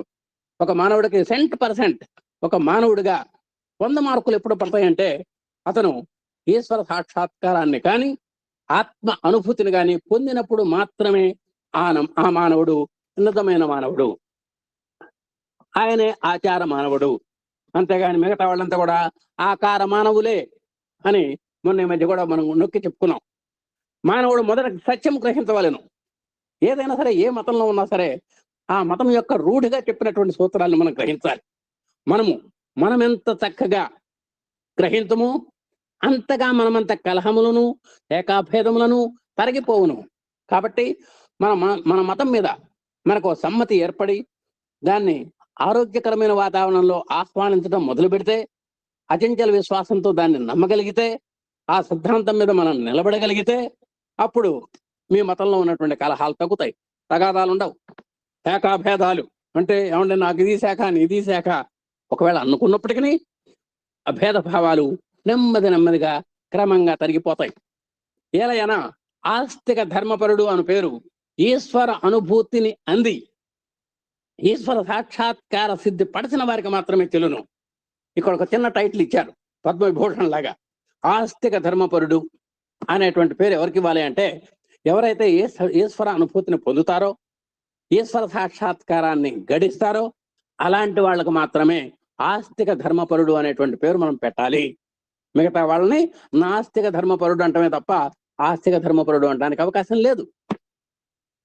ఆ పరాత్మని సమీపమున వస్తువులన్నింటిలో ఆ పురుషుని సందర్శించిన వారికే హృదయ గ్రంథులు విచ్ఛిన్నములు కాగలవు చెప్పాడు శ్రీకృష్ణ పరమాత్మ. ఏమని చెప్పాడు? మై సర్వేషు భూతేషు సర్వంచ మై పశ్యతి అన్నాడు. అంటే సర్వభూతాలని నాలో తోడగలగాలి, సర్వభూతాలని నాలో తోడగలగాలి. మరి సర్వంచ మై పశ్యతి, సర్వభూతాల్లోనూ నన్ను తోడాలి, నాలో సర్వభూతాలని తోడాలి. అలాంటి వాడు మాత్రమే ఆ ఆస్తిక ధర్మపరుడు అనేటువంటి దానికి సరైనటువంటి ఉదాహరణ భరితుడు అని చెప్పారు. కాబట్టి ఆ పరాత్మని సమీప వస్తువులు, నీకు కనబడుతున్నటువంటి వస్తువులన్నింటిలో ఆ పురుషుని, ఆ పరమ పురుషుని దర్శించాలి. వారికే హృదయ గ్రంథులు విచ్ఛిన్నము కాగలవు. వాళ్ళకే ఆ అంతరంగంలో ఉన్నటువంటి నేత్రాలు తీర్చుకుంటాయి. ఒట్టి వదరబోత మాటలను మత సత్యములు కావు. వారి కాలక్షేపణ కబుర్లు చెప్పేటువంటి వాళ్ళ దగ్గర అలాంటి అసలు వాసనే ఉండదు. అంతే, అనుభూతికి మాత్రమే. ఆస్తిక ధర్మనామము తెలునని మనం ఎప్పుడు గ్రహించమో అప్పుడే మనం హృదయ పరిశోధన నడుచుకొని మత సత్యానుభూతి దశ మనము ఎంత దూరం సాగినది కనుగొనగలుగుతాము. కాబట్టి అలాంటి అనుభూతికి మనం నెమ్మదిగా జరగాలి. ఆస్తిక ధర్మపరుడు అనేటువంటి స్థాయికి మనం ఎదగాలి అంటే ఆస్తిక ధర్మనామాన్ని పట్టుకోవాలి. ఆ నామాన్ని మనం పట్టుకొని ఆ మార్గంలో మనం వెళ్ళాలి. హృదయ పరిశోధన చేసుకోవాలి, హృదయాన్ని పవిత్రం చేసుకోవాలి, సత్యానుభూతిని పొందాలి. అప్పుడు ఆ విధంగా అప్పుడప్పుడు చెక్ చేసుకోవాలి. ఇంకా మనం ఆస్తిక ధర్మపరుడు అనేటువంటి స్థాయికి ఎంత దూరం ఉన్నాం, ఇంకా ఎన్ని కిలోమీటర్లు వెళ్ళాలి, ఎన్ని మీటర్లు వెళ్ళాలి అనేటువంటిది మనంగా సెల్ఫ్ చెక్ చేసుకోవడానికి అవకాశం ఉంటుంది అని చెబుతున్నారు. మనము చీకటిలో చిక్కి కన్నులు కానక తడువులాడుతున్నామనియు, ఆ చీకటిలోనికి ఇతరులను కూడా తీసుకుని వచ్చి వారు కూడా తడువులాడునట్లు వనర్చుతున్నామనియు మనం అప్పుడు గ్రహించము. కాబట్టి ఇక్కడ మనం అంతా కూడా నిజంగా చీకట్లో ఉన్నాం. దానికి తోడు మనకంతా మళ్ళా మనకు అనుచరులు, అనుసరణీయులు, వాళ్ళను కూడా రండి అయ్యా, మీరు కూడా రండి, నా మార్గంలోకి రండి, నాకేదో కనబడుతోంది ఇక్కడ అని. అసలు మీరున్నదే చీకట్లో ఉన్నారు. ఇంకా మీ చుట్టుపక్కలటువంటి వాళ్ళని, ఆ పరిసరాల వాళ్ళని కూడా చీకట్లోకి లాగుతున్నారు. అంటే నీ యొక్క పాలసీ ఎట్టుందంటే ఒక అంధ పరంపర న్యాయంగా ఉంది. నువ్వే అంధుడివి, ఇంకా వాళ్ళని కూడా నువ్వు గుడ్డి వాళ్ళని చేస్తున్నావు. ఆ విధంగా ఉందయ్యా. అలాంటి స్థాయిలో మనం ఉన్నామని గ్రహించండి. అప్పటికి గాని మత భేదములు పెట్టుకొనుటయు, కలహించుటయు, యుద్ధములు ఉనర్చుటయు మనము మానుకొనము. అలాంటి స్థాయికి రావాలి. నువ్వు గుడ్డివాడిగా భావించాలి. తక్కిన వాళ్ళంతా కూడా గుడ్డి వాళ్ళని చేయకుండా ఉండాలి అనేటువంటి పవిత్రమైనటువంటి భావన మనకు వనగూడాలి. కాబట్టి అప్పుడు కానీ ఈ మత కలహాలు, ఈ మత జాడ్యాలు ఇవన్నీ కూడా పోవడానికి అవకాశం ఉంది. మీరు మత కలహ ప్రారంభము చేయు వారిని ఈ విధముగా ప్రశ్నించడు. ఎవరైతే మత సంబంధమైనటువంటి కలహం పెట్టుకోవడానికి వస్తారో, ఏదన్నా మీకు వివాదం జరపడానికి వస్తారో, వాళ్ళని కొన్ని ప్రశ్నలు ఏమని చెబుతున్నారు స్వామి. నీవు భగవంతుని చూసావా లేదా? ఆత్మను దర్శించితివా? లేనితో ఈశ్వర నామమును బోధింప నీకెట్టే అధికారం ఉన్నది? నిజంగా విద్వానేవో విజ్ఞానాతి, విద్వజ్జన పరిశ్రమం. చదువుకున్నవాడు చదువులో ఉన్న మర్మం చెప్పగలుగుతాడు, కానీ ఒక చదువుకోని వాడు చదువులో ఉన్న మర్మం ఎట్లా చెబుతాడు? కాబట్టి ఒక భగవంతుణ్ణి చూచావా, ఆత్మను దర్శించావా? లేనిచో ఈశ్వర నామమును బోధింప నీకు గట్టిగా అధికారం ఉన్నది. నువ్వు భగవంతుని చూడలేదు, ఆత్మ అంటే ఏమిటో తెలియదు, నువ్వు ఈశ్వరనామాన్ని బోధించడానికి నీకు ఎక్కడుంది అర్హత? చీకటిలో చిక్కి తడువులాడు నీవు నన్ను కూడా అదే చీకటిలోనికి లాగుతున్నావా? అంతే కదా మరి. నువ్వే చీకటిలో ఉన్నావు, ఇక నిన్ను అనుసరించడం వల్ల నేను కూడా చీకటిలోకి రావాల్సి వస్తుంది. కాబట్టి చివరికి గుడ్డివాడు మరొక గుడ్డివాడికి దారి చూపగలడా?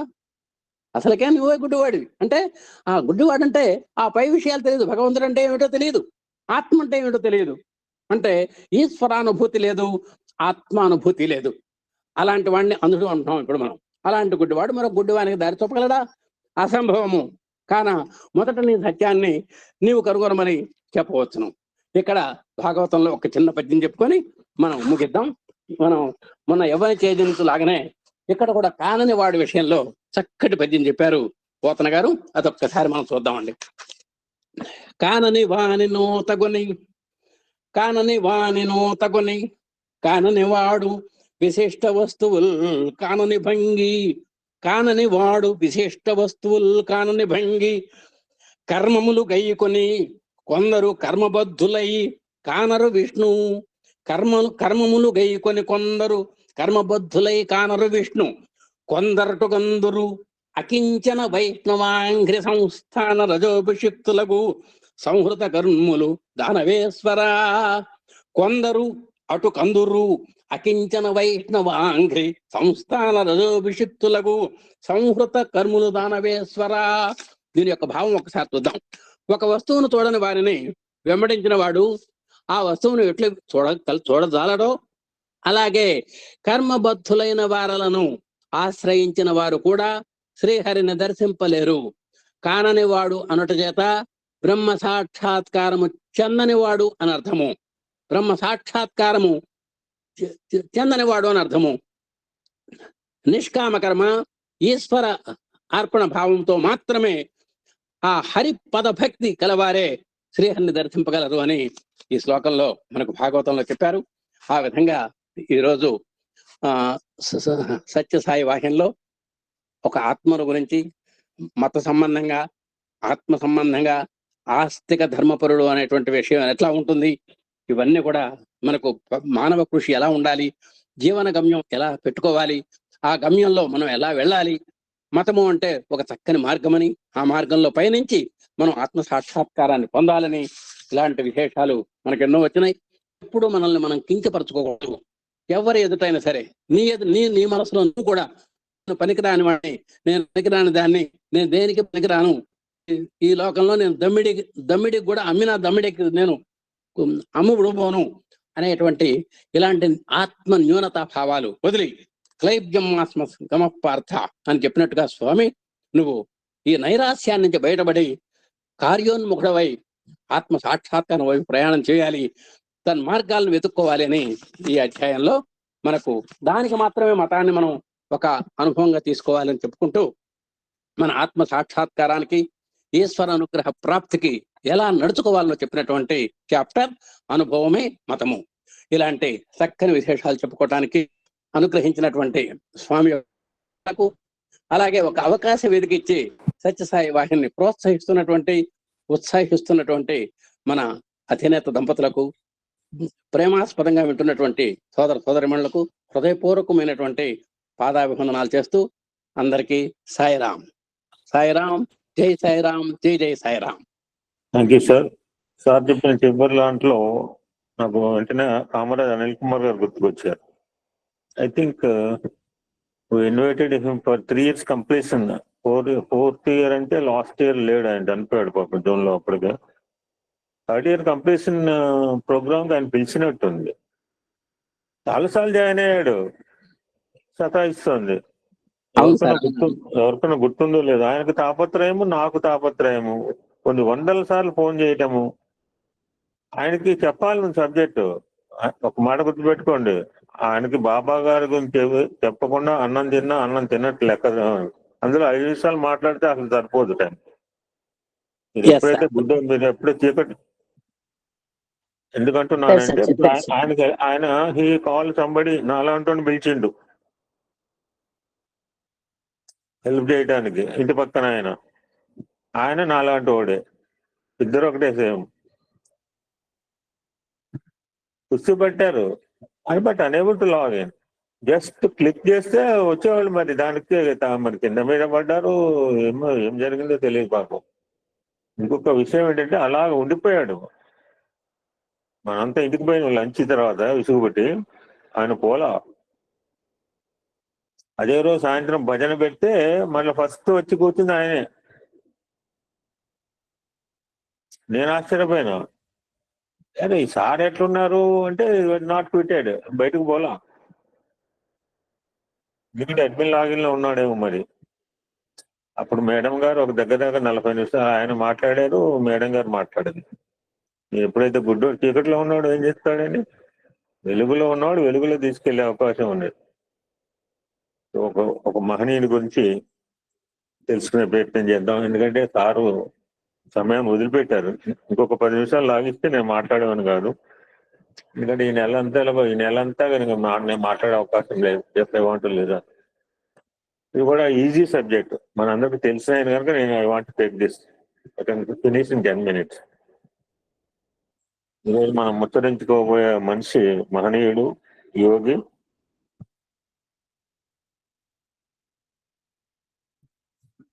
శ్రీ కారుణ్యానంద స్వామి. ఇప్పుడు క్వశ్చన్స్ వేస్తే సమాధానం చెప్తాను కానీ టైం లేదు. యాక్చువల్ మామూలు టైం అయితే ఖచ్చితంగా 2 క్వశ్చన్లు వేసేవాడిని ఆయన గురించి, but I don't want put now. Karunyananda Swami మొదట కొన్ని సంవత్సరాల పాటు తిరువన్నామలలో రమణ మహర్షి దగ్గర ఉన్నారు. మరి కొన్నాళ్ళు తిరుపతి దగ్గర గోగర్భంలో మలయాళ స్వామి చెంత ఉన్నారు. తర్వాత రాజమహేంద్రవరంలో గౌతమి జీవకారుణ్య సంఘాన్ని స్థాపించి దీనజన సేవకు కంకణం కట్టుకున్నారు. చివరకు కారుణ్యానంద స్వామి 1956వ సంవత్సరంలో సత్యసాయి బాబా వారికి సన్నిధికి చేరుకున్నాడు. నేను పుట్టిన సంవత్సరం, ఇంకా అప్పుడు పుట్టల. వీరి మొదటి పేరు వెంకట సుబ్బయ్య. వీరిది కరుణ కలిగిన మనస్సు అని మలయాళ స్వామి శివానంద స్వామికి చెప్పి వీరికి కారుణ్యానంద అని పేరు పెట్టించారు. మనం శివానంద స్వామి గురించి మనం ముచ్చరించుకున్నాం. బాబాను కారుణ్యానంద మొట్టమొదటిసారిగా 1936వ సంవత్సరంలో భద్రాచలంలో చూశారట. అప్పుడు బాబా వయస్సు 10 సంవత్సరాలు. అప్పటికి ఇంకా బాబా అవతార ప్రకటన చేయలేదు. కానీ అప్పటికే సత్యం దివ్య బాలుడు అని చాలా మంది గ్రహించి సత్యం చుట్టూ చేరి దర్శనం చేసుకునేవారు. సత్యం అక్కయ్య వెంకమ్మ గారు భర్తతో పాటు తీర్థయాత్రకు వెళ్తూ దివ్య బాల్య సత్యాన్ని తమతో కూడా తీసుకువెళ్లారు. అది నాకు ఇందాక భద్రాచలం ఎందుకు పోయాడు 10 years అంటే ఇది సంగతి. అప్పటికే చాలా మంది స్త్రీలు సత్యాన్ని దర్శించి దేవుని కుమారుడు దేవుని కుమారుడు అని చెప్పుకుంటాం విని తల్వా చెప్తున్నాడు. కారుణ్యానంద ఆ దేవుని కుమారులు కాని వారు ఎవరు అని అంటారు.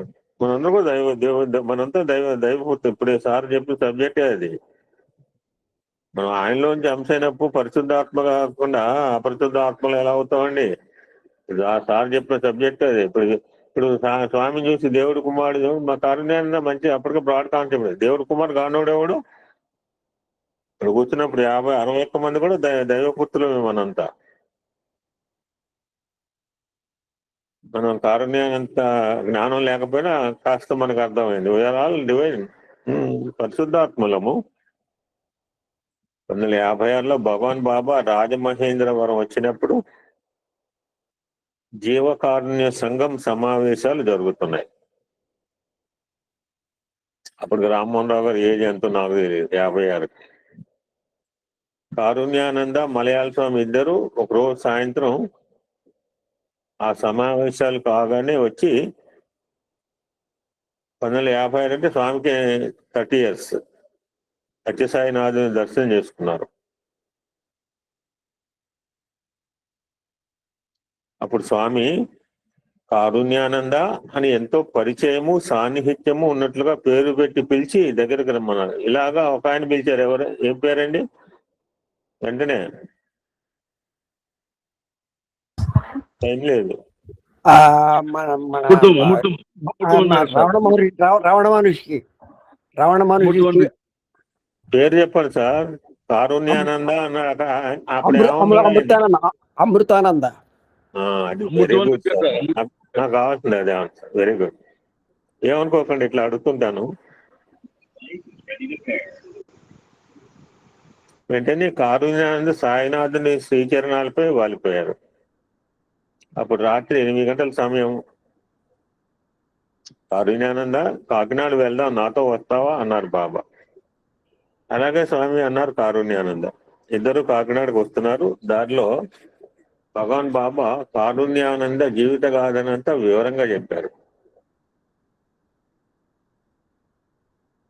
బాబా జన్మించింది 1926లో అయినా బాబా జన్మించక ముందు, కృష్ణ పరమాత్మ అన్నట్టు, జన్మించక ముందు కారుణ్యానంద యువకుడుగా ఉన్నప్పుడు విషయాలు కూడా బాబా చెప్పారు.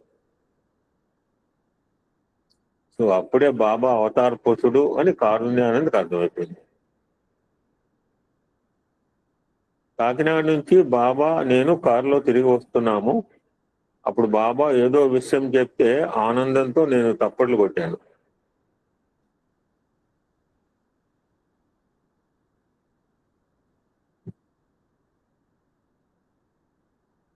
అప్పుడు కారుణ్యానంద, నీవు ఇప్పుడు నా దగ్గర కూర్చొని తప్పట్లు కొడుతున్నావు. కొన్నాళ్ళైన తర్వాత నీవు నన్ను దూరం నుంచి చూసే రోజు వస్తుంది అన్నారు. నిజంగా కొద్ది సంవత్సరాల తర్వాత బాబా చుట్టూ అఖండ జనవాహిని ఉండటం చూశాం. తరువాత 1970 సంవత్సరంలో బాబా నాతో, కారుణ్యానంద, కొన్నాళ్ళైన తర్వాత కొండ మీద నుంచే నన్ను చూడవలసి వస్తుంది అన్నారు.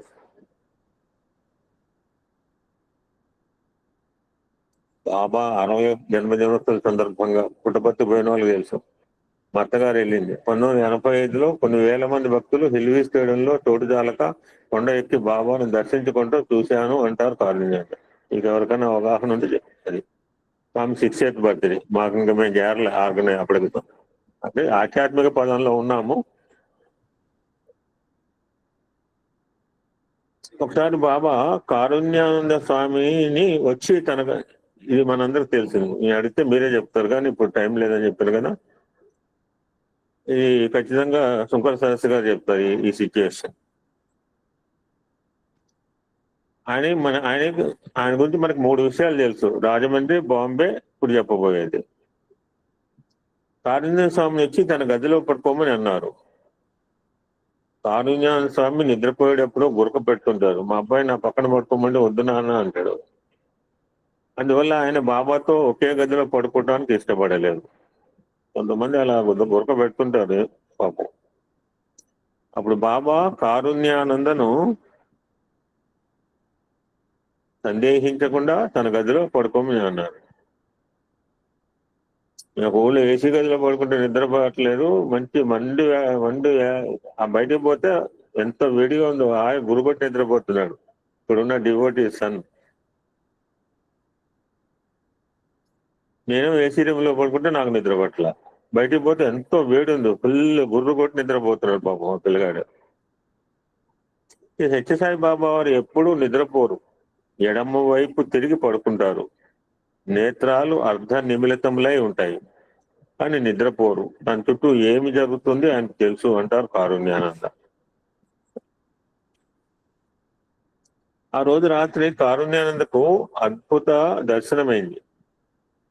స్వామి తన శయ్యపై పవలించారు. కారుణ్యానంద నేలపై పక్క వేసుకొని పడుకున్నారు. కొంతసేపు గడిచింది. నిద్ర పడితే ఎక్కడ గురక శబ్దం వస్తుందో అని కారుణ్యానంద పాపం నిద్రించకుండా లేచి కూర్చుని స్వామి నిద్రపోతున్నారా లేదా అని స్వామి పవలించిన శయ్య వైపు చూశాడు. ఆయన ఆశ్చర్యానికి అంతులేదు. ఆ శయ్యపై వినీలమైన కాంతితో బాలకృష్ణుడు శయనించి ఉన్నాడు. కారుణ్యానందకు అర్థం కాల. కళ్ళు నలుపుకొని పరీక్షగా చూశాడు. అది కళ అంటే ఆయన నిద్రపోలేదు కదా. ఒకవేళ ఇది కళ కాదు కదా అని అనుకున్నారు. కాదు, ఎంత మాత్రం కాదు. బికాజ్ ఇన్ టోటల్ అవేర్నెస్, పూర్తి మెలకువతోనే ఉన్నాడు ఆయన. మళ్ళీ మళ్ళీ చూశారు. అవును, అందాల బాలకృష్ణుడు, సందేహం లేదు. కొన్ని క్షణాల తర్వాత మళ్ళీ చూశారు. అక్కడ బాబా మాత్రమే పౌలించారు. ఇది భ్రాంతి కాదు, కళ కాదు, నేను పూర్తిగా మెలకువతోనే ఉన్నాను. నేను బాలకృష్ణను చూశాను. నేను అతను చెప్పినట్టుగా ఇద్దరు యువకులు పండ్రి ఇక్కడ దాక్కున్నావా అన్నట్టు వచ్చాడు. ఎన్నో లోకాలు ఎదిగొస్తే ఇక్కడ దాక్కున్నావా అన్నట్టు స్వామిని పట్టుకుని ఆ బాలకృష్ణుడు సత్యసాయిగా మాత్రం చూశాను. భగవాన్ బాబా తానుగా ప్రత్యక్షంగా చెప్పరు.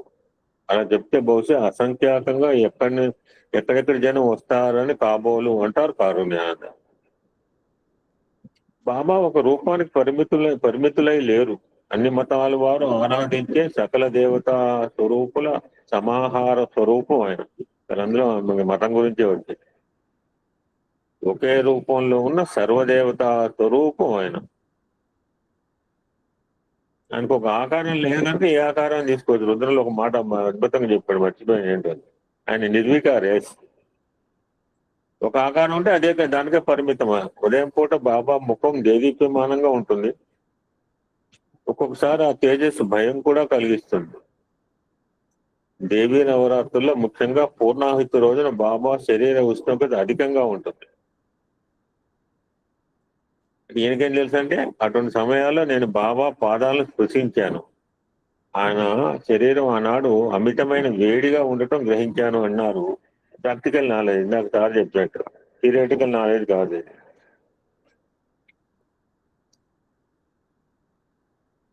1959 శివరాత్రి పండుగ కానీ కారుణ్యానంద పుట్టపర్తికి బయలుదేరారు. జీవ కారుణ్య సంఘం ప్రధాన కార్యాలయం చిత్తూరులో ఉండటం వల్ల ముందుగా రాజమండ్రి నుంచి చిత్తూరుకు వెళ్లి అక్కడ పని చూసుకుని బస్సులో పుట్టపర్తికి వస్తున్నారు. రోడ్డు సరిగ్గా లేదు, వాతావరణం చాలా చలిగా ఉంది. బస్సు మదనపల్లి యువతల హార్స్లీ హిల్స్ ప్రాంతానికి చేరేటప్పటికి బస్సు చెడిపోయింది. నేను కూడా వెళ్ళాను. పుట్టపర్తి నుంచి చెన్నై వెళ్తే ఈ మదనపల్లి మీదుగా వెళ్తాం. కదిరి మదనపల్లి అనంతపూర్ టు చెన్నై బస్సు ఉందన్నమాట. అప్పుడు మా అమ్మగారు హాస్పిటల్లో ఉంటే నేను మా అమ్మాయిని చూడటానికి ఇక్కడికి రావడం జరిగింది.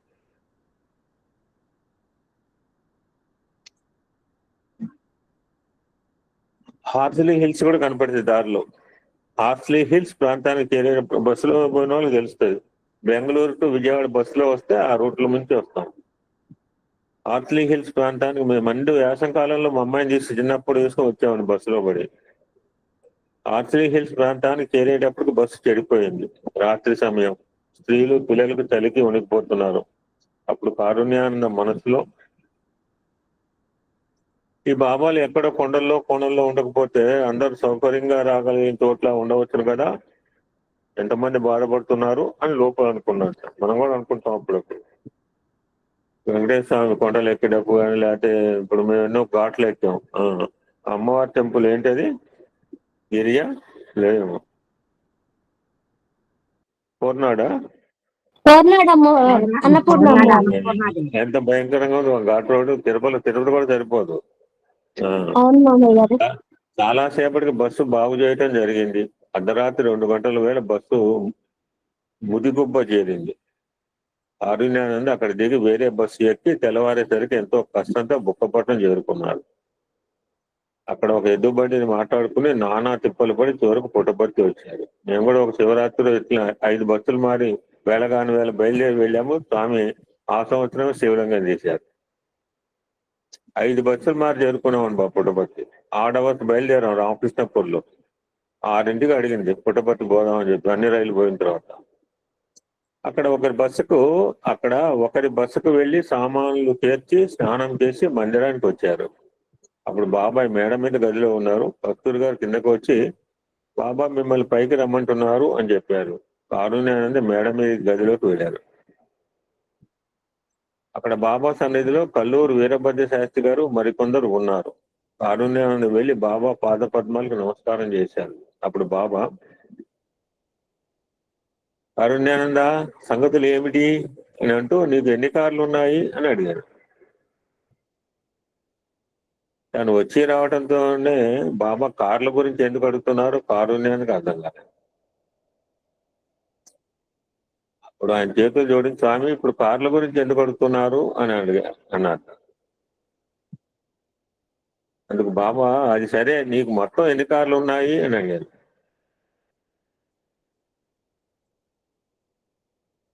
అక్కడే ఉన్న కల్లూరు వీరభద్ర శాస్త్రి గారు, స్వామి అడుగుతున్న దానికి సమాధానం చెప్పండి అన్నారు. అప్పుడు కారుణ్యానంద, స్వామి నాకు 2 జీపులు, ఒక కారు, ఒక వ్యాన్ ఉన్నాయి అన్నారు. అప్పుడు స్వామి ఏమంటారండి జనరల్ గా, ఏమని ఉంటారు? ఎనిబడి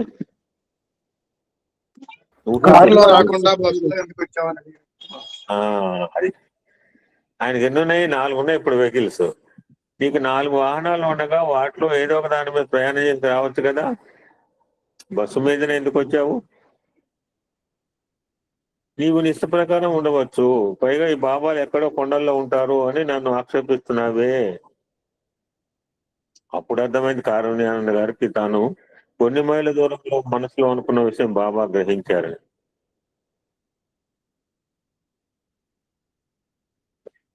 కొన్ని సంవత్సరాలు గడిచిపోయినాయి. 70లో పడ్డాం. 22/11/70 నాడు భగవాన్ బాబా పుట్టినరోజుకు ముందు రోజు ప్రశాంతి నిలయంలో ఒక సమావేశంలో స్వామి కారుణ్యానంద భావావేశంతో జల ఆనందాశ్రయాలుస్తూ ఇలా ప్రసంగించారు. ఆయన ప్రసంగ సారాంశం అండి బిఫోర్ బర్త్డే. ఈ మధ్యనే జరిగిన ఒక అద్భుతమైన సంఘటన చెప్తాను. నేను శ్రీకాకుళం నుంచి వస్తుండగా రైల్వే స్టేషన్ లో ఒక అనాథ స్త్రీ కనపడింది. ఇది మనందరికి తెలిసిందే. చెప్పండి, అందరూ చెప్తారు ఇక్కడ.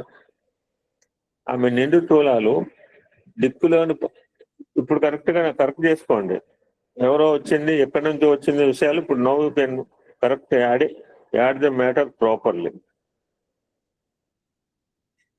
నేను శ్రీకాకుళం నుంచి వస్తుండగా రైల్వే స్టేషన్ లో ఒక అనాథ స్త్రీ కనపడింది. ఆమె నిండు తూలాలు దిక్కులోని పరిస్థితుల్లో ఉన్న ఆమెను రాజమహేంద్రవరం తీసుకొచ్చి మా జీవకారుణ్య సంఘం ధర్మాసుపత్రిలో జరిపించారు. ఆమె ఔషధాలతోనూ ఆహారంతోనూ కొంత చేరుకునేది. ఆమెకు 4-5 రోజుల్లో ప్రసవం అవుతుందని లేడీ డాక్టర్ చెప్పింది. ఆమెను కాపాడిన సాయి భగవానికి నమస్కరించుకుని తృప్తిగా ఇంటికి వెళ్ళిపోయాను. మర్నాడు ఉదయం ఆమె ప్రసవించింది అని అర్జెంటుగా రమ్మని నాకు టెలిఫోన్ రాగానే కంగారుగా వెళ్ళాను. ఇటువంటి సిచ్యువేషన్ పుట్టపర్తిలో కూడా జరిగింది. నేను చాలాసార్లు చెప్పుకుంటాను. ఆమె బిడ్డ సురక్షితంగా ఉన్నారు. పదాలు కరెక్ట్ గా చదవకపోతే తప్పులు జరుగుతుంది. అందులో స్వామి సాహిత్యం సార్ చాలా టిపికల్ గా రాశారు సార్. సత్యసాయి. ఈ 1 వాక్యానికి చాలా డిఫరెంట్ గా ఉంటుంది సార్. అవును సార్. డిఫరెంట్ గా ఉంటుంది, ఇంటర్ రిలేటెడ్ కూడా ఉంటుంది. అది మీరే చెప్పాల్సింది. జరిగిన విచిత్రం ఏమిటంటే ఆమె ప్రసవించిన సమయంలో హాస్పిటల్లో నర్సు లేదు. మరి పురుడు ఎవరో పోచారమ్మా అని అడిగాను. ప్రసవ వేదన ఆరంభమయ్యే సమయానికి నీరసంతో భయంతో మూలగడానికి ఎత్తు కూడా లేని అసహాయ స్థితిలో ఉండగా ఒక నర్సు వచ్చి ఎంతో ఆదరంతో 2 గంటలు అక్కడ ఉండి పురుడు పోసి ఆమెకు బిడ్డకు పరిచర్యలన్నీ సక్రమంగా చేసి ధైర్యం చెప్పి వెళ్ళిందట. ఆ తర్వాత కొంతసేపటికి డ్యూటీలో ఉండవలసిన నర్సు ఆలస్యంగా వచ్చి జరిగిందంతా నేను కాదు. మనం సినిమా పోయిందని చెప్తాం కదా, ఎవరై సెకండ్ సినిమా పోయిందని అన్నారా? చెప్పారు ఎవరన్నా? అవునండి, అవునండి. అలా చెప్పకండి. డోంట్ యాడ్ మసాలాలు యాడ్ చేయొద్దు. ఇప్పుడు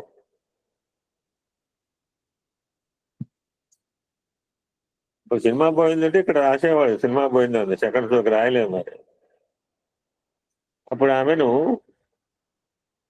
ఆ నర్సు ఎలా ఉంటుందని అడిగాను. అదిగో ఆవిడే పెద్ద దుక్కు ఎర్రని పెద్ద గౌన్ తో వచ్చింది. ఆ తర్వాత ఆ గౌన్ మీద తెల్ల గుడ్డ కట్టుకుని పురుడు పోసింది అని అంటూ కొబ్బరి చెట్టును పట్టుకుని నవ్వుతూ ఈ ఫోటో చూసే ఉంటారు మీరు. స్వామి కొబ్బరి చెట్టు పట్టుకుని ఉంటారు. కొబ్బరి చెట్టును పట్టుకుని నవ్వుతూ నిలబడ్డ భగవాన్ సత్యసాయి బాబా వారి ఫోటో కేసి చూపించింది ఆ అమ్మాయి. ఆమె ఎంత అదృష్టవంతురాలు. స్వామిని చూపిన ఇలాంటి లీలలు ఎన్నో చూస్తున్నాం, చూడబోతున్నాం. నేను కూడా బరంపురంలో సిచ్యువేషన్ చెప్తా ఇటువంటిదే. కడుపులో బిడ్డ చనిపోయారంటే బిడ్డ పుట్టినాను. అందుకని పరీక్షిత్ ఒకడే కాదు, ఈజ్ ఎ టెస్టెడ్ బాయ్ అని చెప్తాం. బరంపురంలో ఒక ఉంటాడు అన్నమాట, ట్రైబల్ వాడు. పరీక్షిత్ అంటే టెస్టెడ్ బాయ్. అలనాటి త్రేతాయుగంలోని మునీశ్వరుల కంటే ద్వాపరయుగంలోని గోపికల కంటే మనం అదృష్టవంతులు. నేనంటం లేదండి బాబు, ఆయన కారుణ్యానంద మాటలు. ఎన్ని వేల జన్మల సుకృతం వలన ఈ ప్రేమావతారుని అనుగ్రహం మనకు లభించింది అంటూ గద్గదమైన కంఠంతో భాషించినారు కారుణ్యానంద. ఫైనల్ గా ఒక సంవత్సరం రాజమహేంద్రవరంలో బాగా గ్యాదర్ చేశారు రచయిత గారు. ఒక సంవత్సరం రాజమహేంద్రవరంలో బాబా కార్యక్రమం, ఎందుకంటే ఈ మధ్య జరిగింది కనుక బహుశా సుమన్ బాబు గారికి పరిచయం ఏమో ఆయన. ఒక సంవత్సరం రాజమహేంద్రవరంలో బాబా కార్యక్రమం ఏర్పాటైంది. నిర్ణీత సమయానికి చేరుకోవాలని బాబా వారితో మేమంతా బయలుదేరి వచ్చి కొవ్వూరు చేరాం. గోదావరి నదిలో వరద చాలా హెచ్చుగా ఉంది. ఇది కూడా మనం చదువుకుందే. నీరు రైల్వే వంతెన కింద బాగా ఇసుక కమ్మెలకు తగులుతోంది. నీటి వేగం చాలా ఉధృతంగా ఉంది. అందువల్ల రైల్వే వారు రైళ్ల రాకపోకలను రద్దు చేశారు. గోదావరి నదిపై లాంచీలు, పడవలు కూడా రద్దు చేశారు. స్వయంగా పశ్చిమ గోదావరి జిల్లా కలెక్టర్ తగు జాగ్రత్తలు తీసుకుంటూ కొవ్వూరు గట్టుపై ఉన్నారు.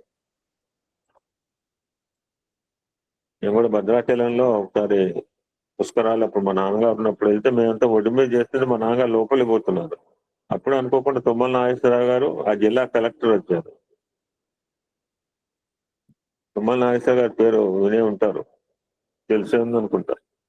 అయితే ఒకటికన్నా తెలిసి ఉంటుంది. Present minister. అప్పుడు మా నాన్నగారు అంత ధైర్యము కలెక్టర్ దగ్గరికి వెళ్ళి సెకండ్ ఇచ్చి, ఏమండి మా అబ్బాయి కూడా కలెక్టర్ అయినండి, మిడ్నపూర్లో ఉంటారు అని చెప్పాడు. అప్పుడు ఆయన ఎవర్ ఫర్గివ్. ఒకసారి మేము కాశీకి పోతే భయంకరమైన తుఫాను. ఇప్పుడు వర్ణిస్తున్నా, నాకు అదే గుర్తుకొస్తోంది. ఇప్పుడు ఎట్లయితే గోదావరిలో అలా ఉందో భయంకరమైన పరిస్థితుల్లో మేము కాశీ క్షేత్రంకి వెళ్ళామండి, గయా కాశీకి. ఎంత భయంకరం అంటే పొద్దున 8-9 గంటల వాళ్ళకి కాశీ రైల్వే క్షేత్రం వెళ్ళిన వాళ్ళు, నేను మా బ్రదరు, ఇప్పుడు మన రిటైర్ అయిన జనరల్ మేనేజర్, పొద్దున 7-8 గంటలకు వెళ్ళే వాళ్ళము. మళ్ళీ సాయంత్రం చీకటి పని కూడా తిరిగి వచ్చాము 10 కిలోమీటర్లు. అంటే మొత్తం నడులోతు నీళ్లు. అటువంటి గంగా ప్రవాహంలో సాయంత్రం పూట లక్ష్మీనారాయణ గంగా స్నానం చేద్దామా అంటే నాకు ఏమనాలండి, ఉండపోతా జడివాన, మత్స్యకారులు భయపడుతున్నారు, నేనేమో గంగా నదిలో బిక్కు బిక్కుమంటే నేను గట్టు మీద కూర్చున్నానంటే మా నాన్నగారు అటుండే ఆయన లంకలు దాటేవాళ్ళు ఇక్కడ పొన్నూరు నాగాయ వేంద ఈత ఈత బాగా వచ్చు. ఆ సమయంలో బాబా వారితో బయలుదేరుతున్నాము, అధికారులు పరిస్థితి ప్రమాదం అని చెప్పి లాంచీ ప్రయాణం విరమింపజేద్దామని చూశారు. మనం వెళ్ళి తీరాలి అన్నారు బాబా వారు. అప్పుడు అధికారుల సూచనపై హామీ పత్రం రాసి ఇచ్చి బయలుదేరాం. గోదావరి నది మధ్యకు వచ్చేసరికి లాంచీ కూర్చున్న మాకు గుండెలు దడదడలాడినాయి. జస్ట్ ఇమాజిన్ సిచ్యువేషన్ ఎలా ఉంటుందో మన టీవీలో చూస్తేనే మనకి ఒళ్ళు భయం వేస్తుంది. కారణం, రైలు వంతెనకు గోదావరి వరద నీటికి మధ్య ఖాళీయే లేదు. మరి లాంచీ ఇటువైపు నుంచి అటువైపుకి ఎలా వెళ్తుంది? స్వామి అందరినీ భజన చేయమన్నారు. అందరూ భయకంపితులు అవుతుంటే అందరినీ కళ్ళు మూసుకోమని చెప్పి అంతలోనే తెరవమన్నారు.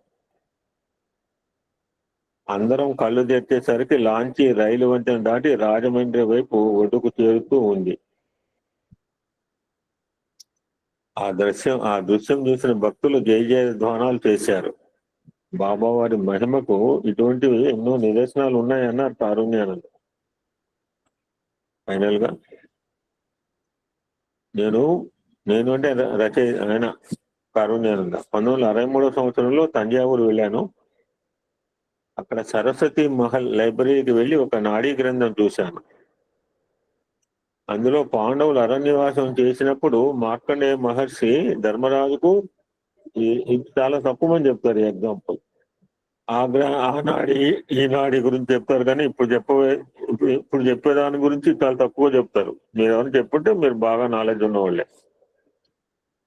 ఆ బుక్ లో ఏం రాసింది నేను చెప్తా. ఇది స్వామి యొక్క అవతారం ఉంది, బైబిల్ ఏముంది, లేకపోతే ఓషన్ ఆఫ్ ది లైట్, లేకపోతే అవన్నీ చెప్పినప్పుడు, లేకపోతే నాస్ట్రడామస్ ఏమన్నాడు, మృగునాడిలో ఏముంది, సుఖనాడిలో చెప్పినప్పుడు ఖచ్చితంగా అవి అంటే నేను తెలుసుకున్నాను అన్నమాట. అందులో పాండవులు అరణ్యవాసం చేసినప్పుడు మార్కండేయ మహర్షి ధర్మరాజుకు మహావిష్ణువు యొక్క అవతార వైభవం వివరించినట్లుగా ఉంది. కలియుగంలో శ్రీ మహావిష్ణువే శ్రీ సత్యసాయి బాబాగా అవతరిస్తారని, ఆయన సర్వశక్తి మంతుడే ఉంటాడని ఆ బుక్ లో రాసి ఉన్నది అన్నారు కారుణ్యానంద. ఓం శాంతి శాంతి శాంతి. సమస్త లోక సుఖినో భవంతు. లోక సమస్త సుఖినో భవంతు. ఓం శాంతి శాంతి శాంతి.